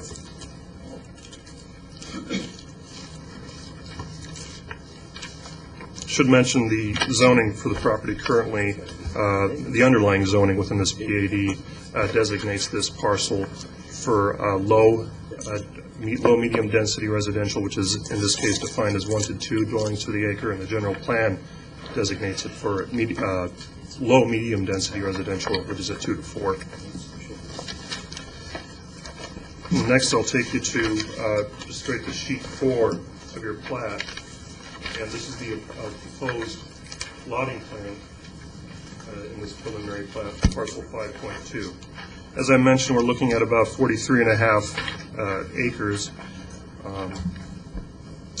and the applicant, Newland, would like to subdivide this area into 17 lots, and these lots vary anywhere between about half an acre to just under 3 acres, so it's a pretty wide difference. And also 4 tracks. We're looking at about 35% of this area being maintained as open space, and the streets will, in fact, be public. I want to orient you a little bit before concluding my comments with the topography within the area. And you don't have this in your packets, but Newland developed a slope analysis for the area to kind of give you an idea of how dynamic the topography is within this area. The areas that you see in red are areas where the slope is greater than 20%. Yellow shows areas between 15 and 20%, and the white areas are below 15% in slope. And after doing this analysis, Newland formulated kind of a self-imposed, I guess you could say, policy in trying to limit development in areas where the slope is less than 20%. And those areas are generally the areas in white. Now, well, I should say white and yellow. There are a few areas within these lots kind of peppered throughout the area just beyond the public street that's running through here, where there's a little bit of red, but those are primarily geographic features such as rock outcroppings that are protruding from the landscape. And following the analysis, they have created a kind of a site development plan, which kind of gives you an idea of where the building envelopes will be contained within the lot. We don't have this in our packet, correct? This. Okay. Can you zoom just a tad bit more on that? Zoom in. Yeah. Just fill up the screen. Just up.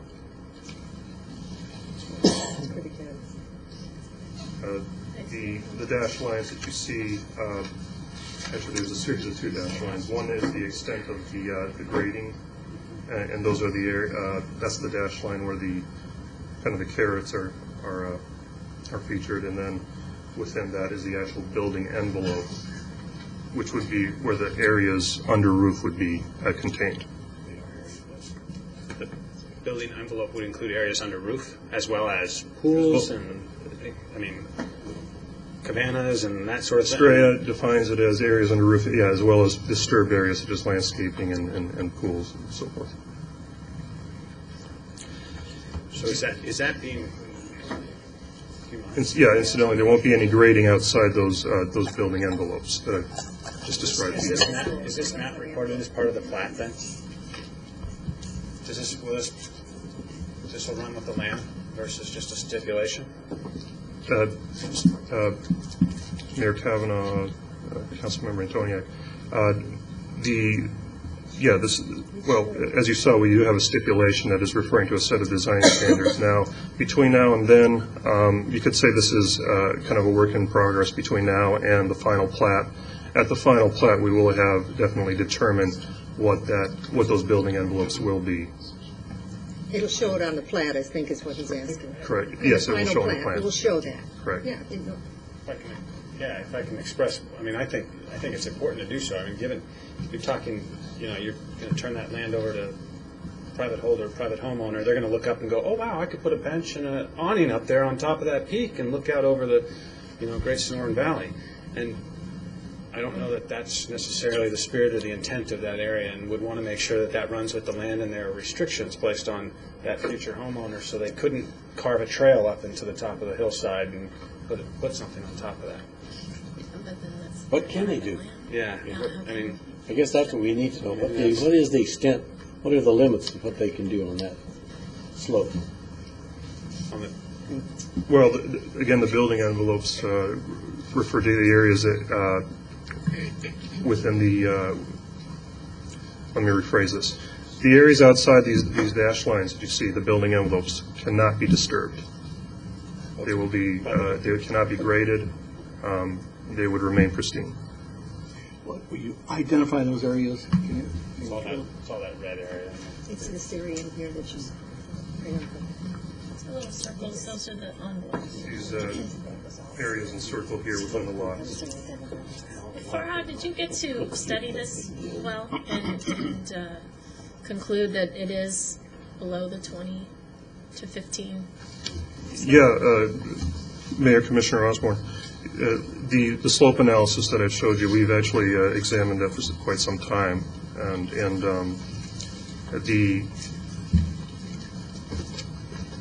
the development standards that you see before you were formulated off of that information, which stipulation number 16 is referring to.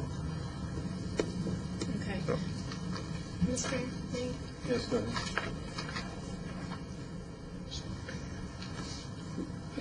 Mayor, Councilman Osborne, maybe just to clarify, there's a stipulation number 16 that references the development standards which were attached to your packet. Right. The first one of that references the maximum building envelope. And the language in that stipulation, which will be a note included on the final plat along with the building envelopes, will state, all land disturbance and improvements within each hillside lot shall be limited to the area of the building envelope as depicted on the plat, including all structures, patios, driveways, walkways, pools, spas, accessory structures, walls, mechanical equipment, and residence yards. So it's basically trying to restrict the use within the building envelopes. And there's also... You can't build a fence around it even. Mayor, Councilman Cavalier, there's another standard, number, on the first page, the second bullet to the bottom, fencing is restricted to the building envelope area only. The lot property boundaries cannot be fenced if they're not part of the building envelope. And why is that part of, why wasn't that just cut off? Why was that? Because that is the same as a reserve. That pretty much, I don't quite understand that. But they own it. Let's see if they can't say anything on it. Mayor, Council Cavalier, it's not unusual to see it this way. It is basically going to remain open space, but open space owned by that property owner. And you would ask, obviously, the question, well, why would I buy that property if I can't use it? Well, people do. Well, I know they do. And I think they do so they can say, that's my space. That's my property. Even if they can't fence it. Back to the question I was going to ask. I guess my concern and asking about staying within the slope. Within the meeting minutes from P&Z, Mr. Cater had stated that Newland restricts it to a 15% slope, and that they had taken test plots to make sure that each lot would work. Yet within the hillside development standards, nothing is stated specifically to stay within a slope percent. And so that's why I was asking that specifically. And that's why I asked if you really got a chance to look at each lot yourself. It sounds like you have. But, this pushes my envelope of comfort of what I like to see developed within mountainous areas. First of all, as far as I'm concerned, this truly needs to be a stealth community to the point of the driveways should be stained concrete or something to just show that it's, stealth.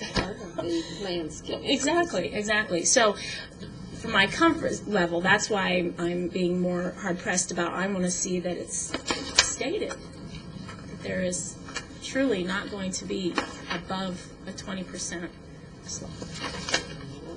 So if you're saying that this reassuring to me is, and I don't have to verbatim state that, then I'll agree with you. Mayor, Councilman Osborne, I cannot state that portions of the building envelopes are technically within areas that have a 20% slope.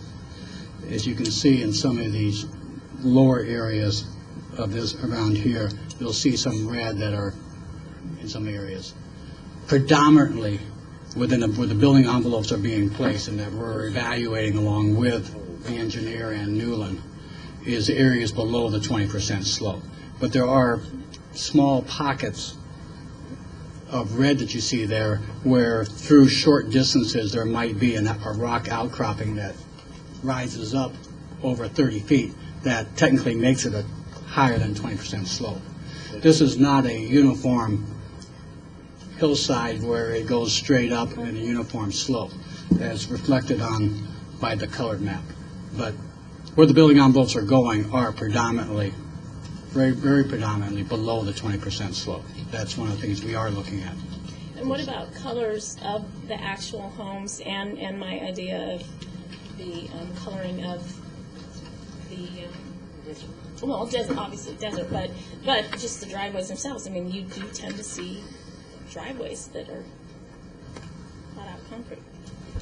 Mayor, Councilman Osborne, It's only 17 houses. the city has a residential design review for each home everywhere in the city, and obviously the custom homes we look at much closer. So the city staff will be looking at each one of those homes relative to construction on the hillside, but also in terms of architecture and colors. I want to say that Newland and Estrella and its Architectural Review Committee has a set of design guidelines that are very detailed relative to similar things that you see here in terms of standards, in terms of construction, but also in terms of architecture. Earth tone colors, wall colors, things that blend in with the hillside. And I'm sure Representative Newland can speak further to that if you want to, but we've reviewed those.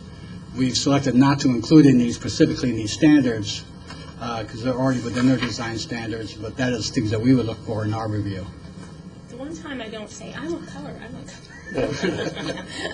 Mayor, Thank you. let me get back to where we are on the agenda, and then you'll be the first one. Okay. Okay. Where are you on your presentation? Well, I just was going to conclude with the stipulations. I want to explain stipulation number 16 a little bit, but I think I already explained it to some extent. Pardon me? I think I already explained it to some extent. Okay. So. You're confident? Okay. Yeah. All right. Would the applicant like to make any comments? This is solid. Mayor, members of the City Council, my name is Phil Luna, representing Newland Communities, 2850 East Camelback Road, Phoenix, Suite 300.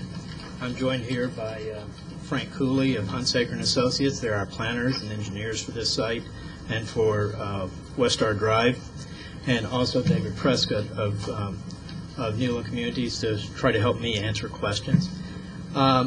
One of the things, as he showed on Westar Drive Phase 4, it's a roadway that goes through some pretty rugged area, which was mentioned.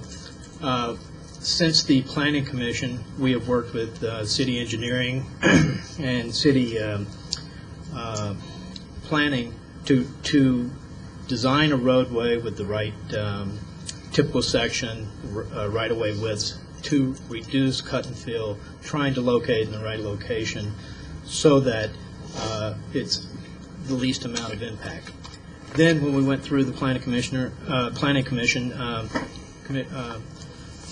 Chairman Gelser brought up the issue of the homes on the steep slopes and asked if we would be willing to work with city staff to come up with some standards in which, first off, my thought was, well, we've got some pretty strict design guidelines at Estrella, and that, more stipulations, the more difficult it is to sometimes to sell property.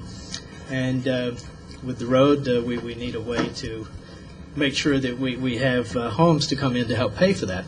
But we were willing, said yes, we're concerned about this area. It's a beautiful area. We want to make sure that the homes that go in there are what the city would like to see, what we as Newland would like to see. So we agreed to go to these stipulations. And I think we have some restrictions on these lots that will protect the city and will be a benefit to the community.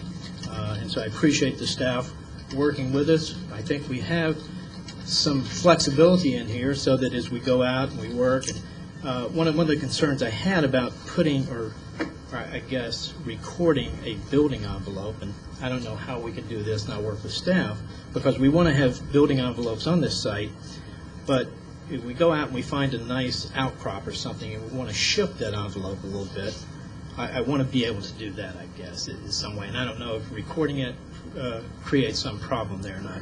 But anyway, we are willing to work with city staff to ensure that your concerns are met as far as homes going on these sites. Questions? No. Thank you. Comments from the public? Okay, can I have a motion, please, to approve the preliminary plat for parcel 5-2 in Gulf Village? So moved. Second. Motion from Councilmember Holland, a second from Councilmember Cavalier. It's open for discussion. We'll start with Councilmember Cavalier. I just wanted to reiterate mostly what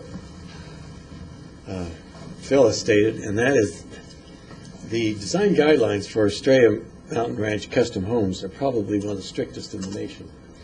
And as far as colors and what they require, they are very, very strict. As a matter of fact, the color of my house doesn't meet those guidelines. I was going to ask. I was going to bring that up. You already have a violation. We've been through this 100 times. You built it before the guidelines were in place. We right? built this under the old guidelines that Keating set, and that color was in the old guidelines. And now, since then, the colors have changed. There's been a committee that worked on the improvements for the design guidelines, including the slope thing and everything else that Newland will certainly enforce.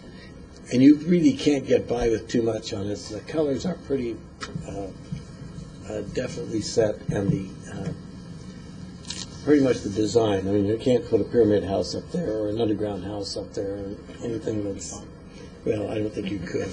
But I think it's pretty much set because those, if you read those guidelines, they're pretty strict. Okay, thank you. Further comments? Yeah, Vice Mayor, then we'll go to Councilmember Souza. I'm comfortable with what I saw tonight. I think it needs, I can concur that it would be challenging if it was recorded with the documents, if there was an outcropping that somebody wanted to incorporate into their plan and you wanted to shift the envelope here and there. I wouldn't, we talked about efficiencies earlier in the Matrix report, and this wouldn't necessarily qualify to me as a over-the-desk or over-the-counter kind of permitting type process. So I would want to make sure that, you're giving it a fine eye, you're taking a look at it, but want to make sure that that lives on in your department.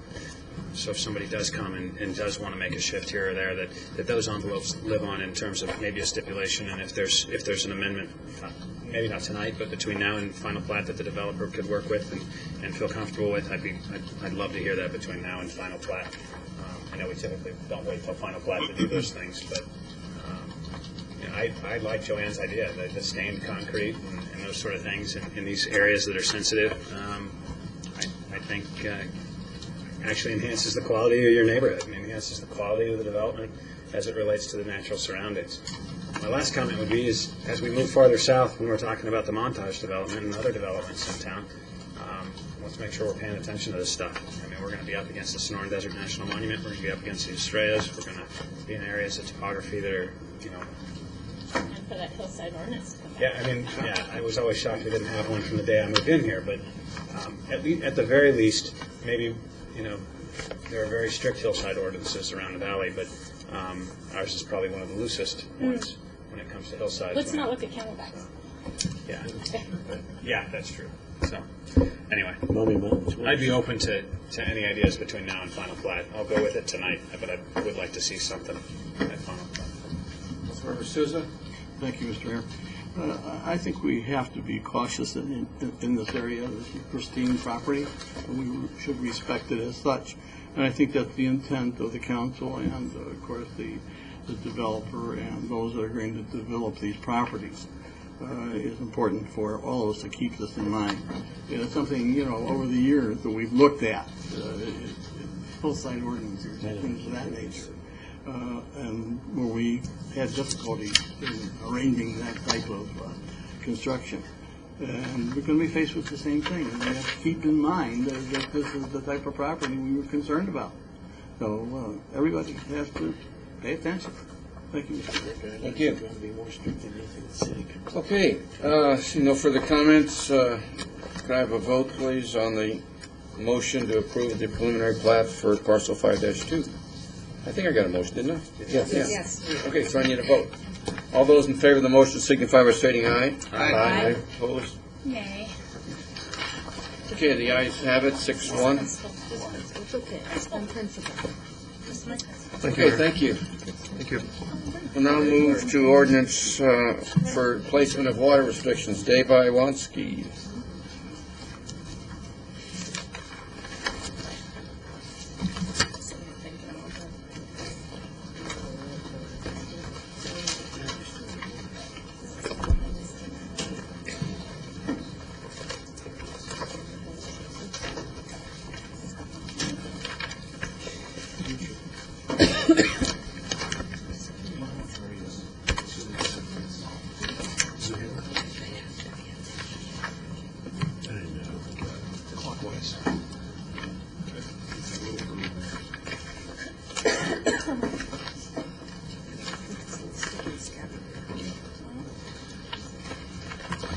Good evening, Mayor and Council.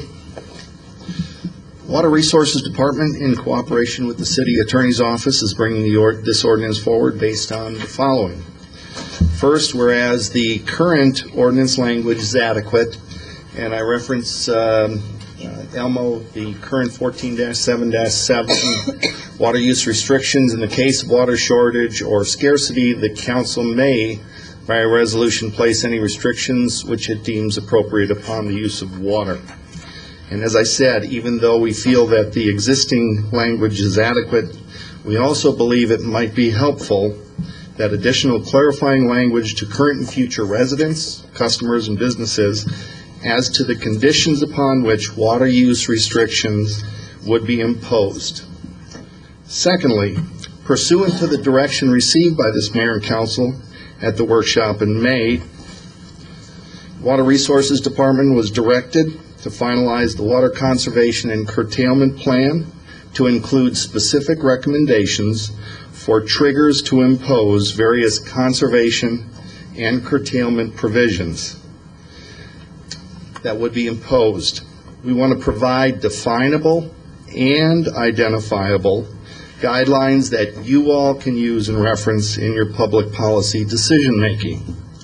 And thirdly, this is a restatement and update of the importance that this Mayor and Council places on water conservation and the need for strategic planning necessary to act and react to conditions and contingencies that can result from water shortage, water scarcity, or other events that curtail water availability.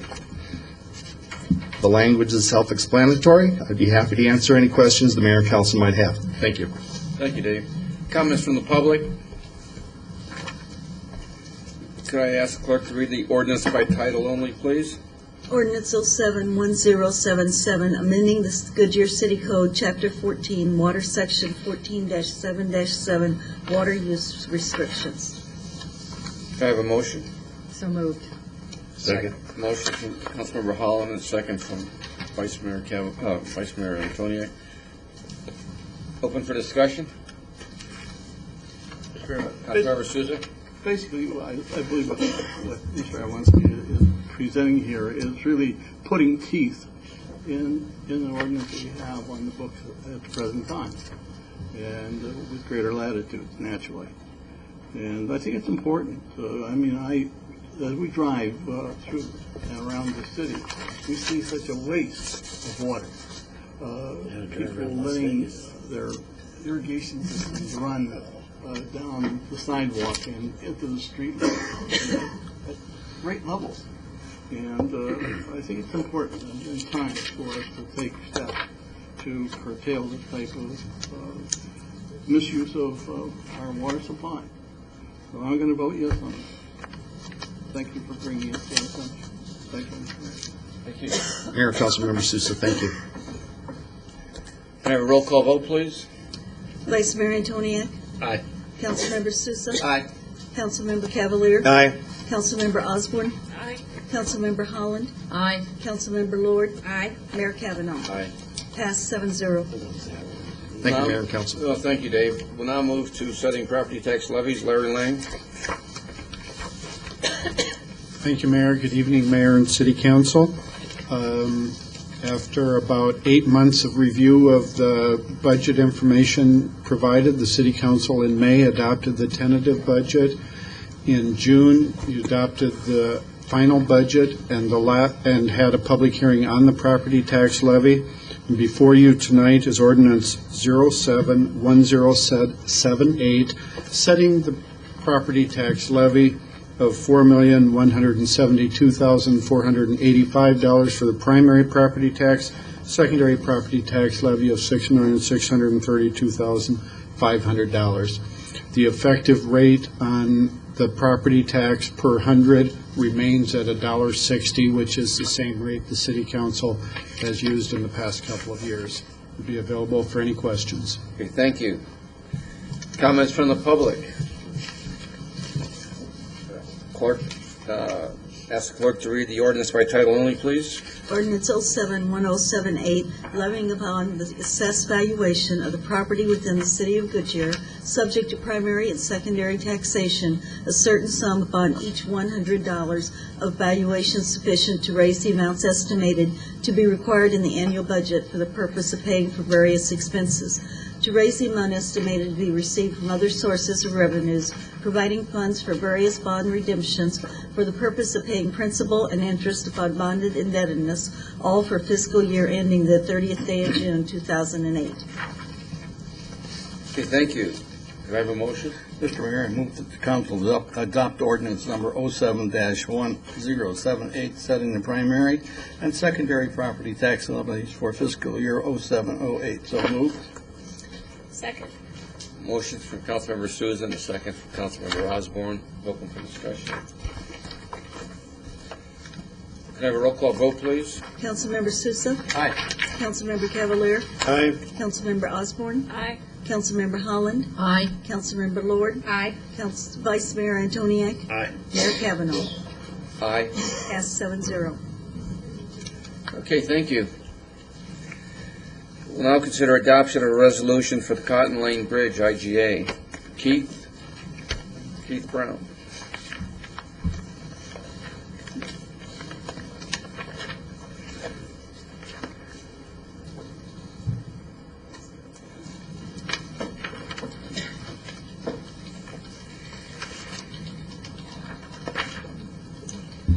Good evening, Mayor and Council.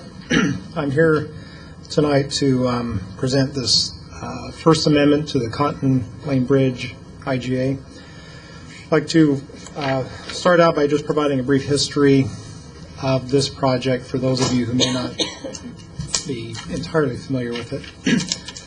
Back in July of '04, this project was started,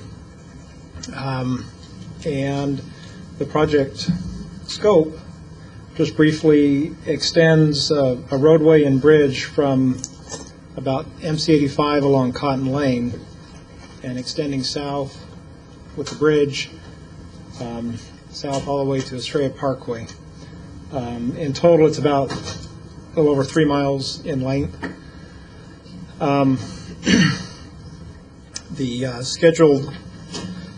construction on this bridge and roadway began in the fall of '06 and with a scheduled completion fall of '07 this year. This project was a partnership between 4 partners: the City of Goodyear, Maricopa County, Newland Communities, and Sonterra Partners, Sonterra Partners being King Ranch.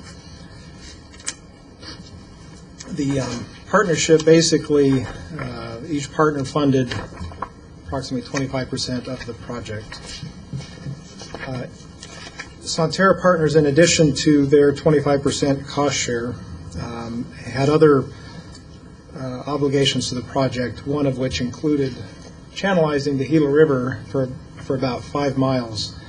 And this achieved 2 things. One, it removed some of their land out of some flood zone area, and it also allowed us to reduce the length of the bridge by planning on this channelization work.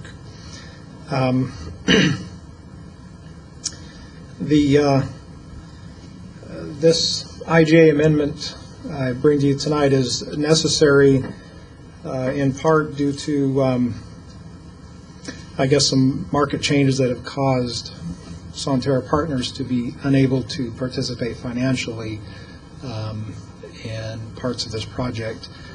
and also a change of their planning and scheduling with the excavation of the river.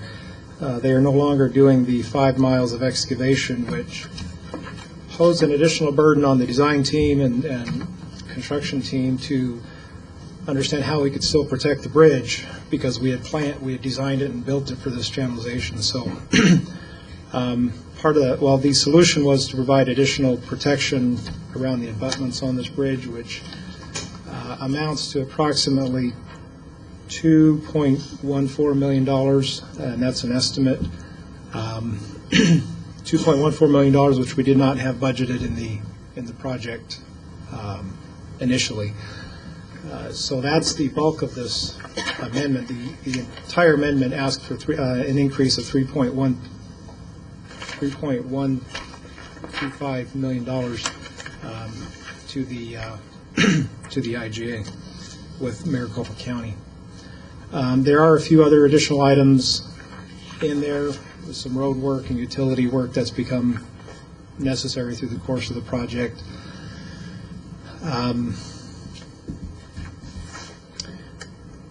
And with that, I will open it up to any questions that you may have regarding the amendment. Okay, thank you. We have representatives from the county and Newland and Sunterra here. Would anyone like to make a comment from any of our partners? Anyone from the public like to make a comment? Okay, ask the clerk to read the resolution by title only, please. Resolution 07-1172, authorizing the mayor to execute a First Amendment to the intergovernmental agreement with the Maricopa County for improvements to Cotton Lane from MC 85 to Estrella Parkway, including the new Cotton Lane Bridge. Could I have a motion? I move we adopt Resolution 07-1172 as read by the city clerk. Second. I have a motion from Councilmember Lord and a second from Councilmember Holland. Open for discussion. Mr. Mayor, with this additional $3.25 million,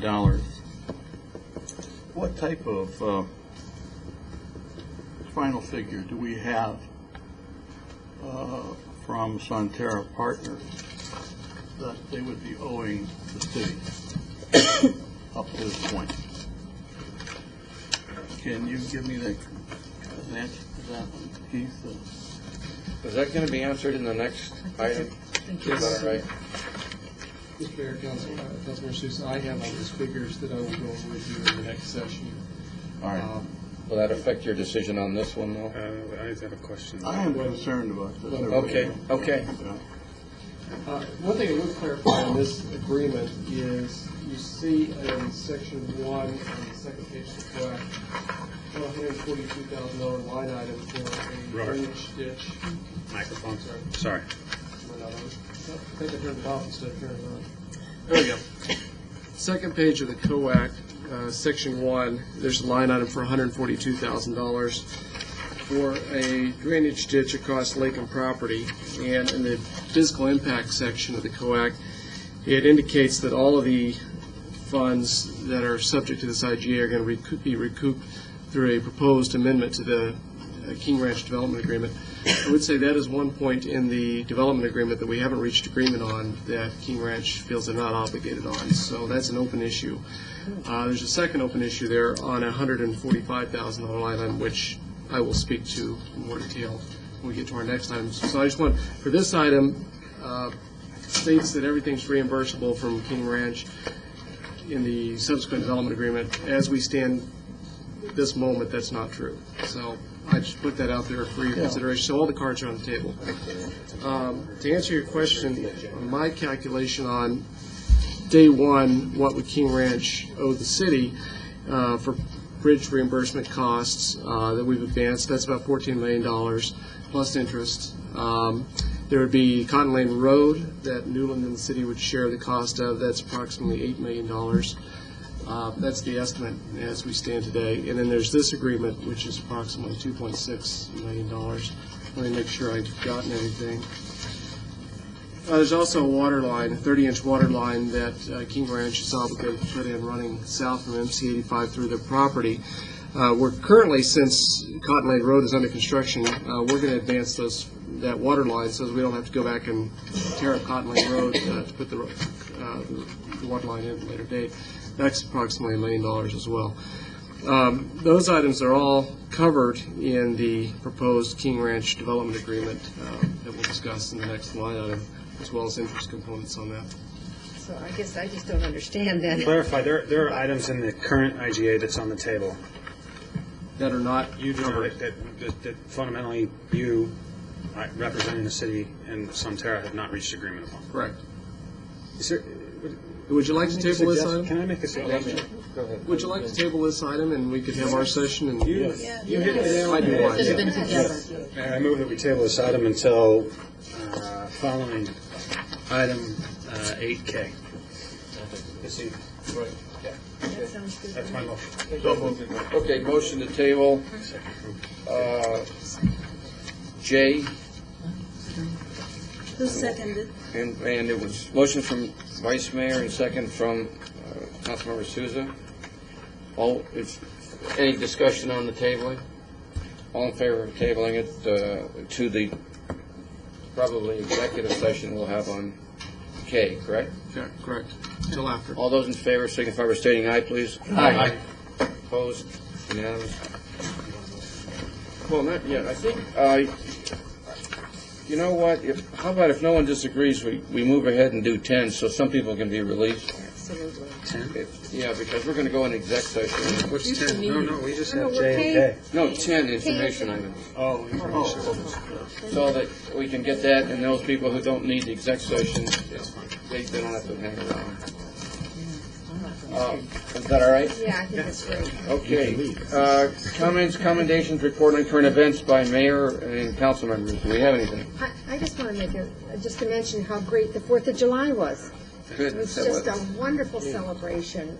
The setup was great, the crowd control, we had so much more space, the fireworks were great, the music was, it was a superb evening. May So I make a thanks, yes. suggestion? Yes. That we say the Pledge of Allegiance and sing the national anthem before the fireworks go off, just to bring us all together. But it was wonderful. Yeah, sure. How many folks do we have turn out? I heard a number before the meeting, but. Mr. Mayor, Vice Mayor, we actually have estimated, this is from the police department, so we know it's very accurate, 8,500 within the park and about another 5,000 that were outside of the city park limits. Wow. So about 13,000 got to look at it. Just a couple other quick points. 5.2 thousand bottles of water were given out for free, so the council asked that we made sure everyone was hydrated. There was only one incident of a slight dehydration. That was one of the band members.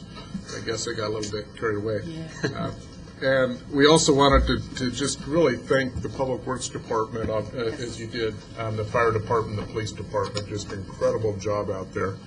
And then also APS, who donated, $2,500 towards the cost of the fireworks as our sponsor. So with all those pieces, thank you very much. We think it was successful as well. Okay, further comments? Okay. Manager's summary of current events and any reports thus far? Mr. Mayor, we do have one item we need to bring before your attention. That's a report on emergency expenditures. Sean, if you could go ahead and take that one. Mayor, members of the council, I just wanted to brief you on a situation we had last Friday. At approximately 8 o'clock Friday morning, staff arrived on site at well 12B, one of our production wells. We noticed the well was not running. We brought in an electrician who troubleshot that the motor on the well had looked like it had burnt out. So we had to replace that well. We looked at mobilizing equipment as quick as we could, given the summer demands and the need for water in the city. We asked the mayor to declare an emergency situation from a procurement standpoint so we could go ahead and procure the necessary equipment and materials to make a fast repair. We were able to do that. We hired a company, Weber, the Weber Group. They arrived on site Saturday morning at approximately 7 o'clock, pulled the motor and the well pump out, determined that the cable that is connected to the motor the pump, looks like it was frayed and it shorted out due to a defective cable. That equipment was removed. We're putting that under the shop. We're going to get that pump rehabbed. New equipment was constructed over the weekend. They actually built us a pump, and that's materials are being assembled this evening. They're hooking up a new cable onto the pump, and they'll be dropping all of that equipment back into the well at 7:30 tomorrow morning. They'll start. We need to chlorinate each section as we put it in, get the well run. We have to flush it out and then take a bacteria sample. That'll take about 24 hours to incubate, and we'll have the production well back in service on Wednesday, worst case, late Tuesday night, best case. So I'd just like to thank the council for the flexibility that you provided us, and then also compliment staff. The Weber group is outstanding. Everybody worked together very hard. They were out there in the middle of the heat on Saturday. I was out there about 2 o'clock. Those guys were busting hard to get it done for us. They've turned it around. Well, I mean, they were working. It was hot. I like the way you phrased it. I was going to say, whoops. Just working hard. They understood the severity of the situation, though. The good news is we were able to turn up, increase production from our existing infrastructure. Had no issues with meeting demands. Storage tanks are full to this day. So we're in very good shape, but we really want to get that well back in service. So we should be good to go by Wednesday. So that ends my presentation. I'd be happy to answer any questions. And they'll recondition the other pump or check it out, and it goes on the shelf. Exactly. The motor is no good, so we'll throw that away. But the well will be rehabbed, and we'll have a spare on the shelf, which is not a bad thing to have. Spare pump. Absolutely. Okay. Good job. Any way to really prevent something like this happening, or is it's just emergency events? Right? If it's a bad, well, I think if it's a bad winding or a short in a cable like this, it's going to be difficult to prevent that in the future. But one thing that we will be putting in as we're in the process now at Site 13 in Estrella is we're adding a Scada system, as was discussed in the Matrix report earlier this evening. The Scada system will have in it different set points and variables that we can track, pressure being one of them. So if the pump were to get jammed up or pressures were to increase, you could have the Scada system shut the equipment off so that it doesn't get damaged. So depending on the type of issue, you may be able to prevent future damage or additional problems in the This field. is one of the charges that we have with Matrix. I'm sure you read the report. And it charges us to get into a preventative maintenance attitude, to react to and create preventative maintenance rather than wait for something to happen and then react in an emergency situation.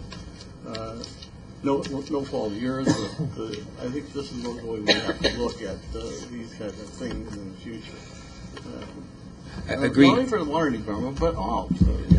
I haven't had a chance to read the final report, but as it relates to draft comments in the Phase 2 report, they did mention that we really need to focus on preventative maintenance and get ahead of the curve that way, and we agree wholeheartedly with that recommendation. Yeah, and Sean, with this kind of system, what it's really going to do is it will let you know if there's just the slightest little difference that will alert everybody before anything ever happens. It's not even a preventive thing. It's just saying, hey, there's something that's not quite right here, and it's going to send a signal, and you could send somebody out to check it. You may not find out until it has totally failed. Sometimes that has to happen. Yeah, that's a great point. The well pump could have actually failed Sunday at 8:05 when the staff left the site. Right. We didn't detect it till Monday morning at 8 o'clock when we arrived back on scene. Once we have the Scada system, it will alert us when the pump shuts down unexpectedly, and we'd be able to go out and react quicker. So that's a very good point. Or even before it totally cuts down. Yeah, we'd be agreed. able to do something. Okay, thank you, Sean. Thank you, ma'am. City manager? Just real quick comment. We've got the communication mechanisms in place at council, and you left a message and gave us an email, and it worked fantastic in this case, as far as I was concerned. And I just want to make sure that if anybody's looking on an effective way to communicate with us, talk to Sean or talk to one of our staff, either Lori or Shelley or Mary, because we've got this voicemail system, and it was great. Yeah, that was Lori. That's a great little system. I left a quick little voicemail, and then when I got back to the office, sent all of you an email. That's a very efficient way of doing it. So good. I'm glad you got that. Thank you. Mayor, I think Joanne had a comment. Oh, I didn't have a comment. I just had a question. Well, we were talking about the SCADA systems, and I was So every well, each pump will eventually have that? Is that what you guys do? Correct. All of our infrastructure out in the field, wells, booster and storage facilities, lift stations, wastewater treatment plants, water treatment plants will all have Scada. At full implementation, it takes time, it takes resources, but we're phasing it in critical sites kind of initially, and then we continue to back into it as we progress years down the road. Great, thank you. Thank you. Brian? Mr. Mayor, I just have one follow-up item. That's, we will get the report done by John Rowan and the police department to the citizens in Estrella that have raised the concerns. So that's the only follow-up issue that we have. Thank you. Okay, thank you. Inquiries by council of staff? Okay, thank you.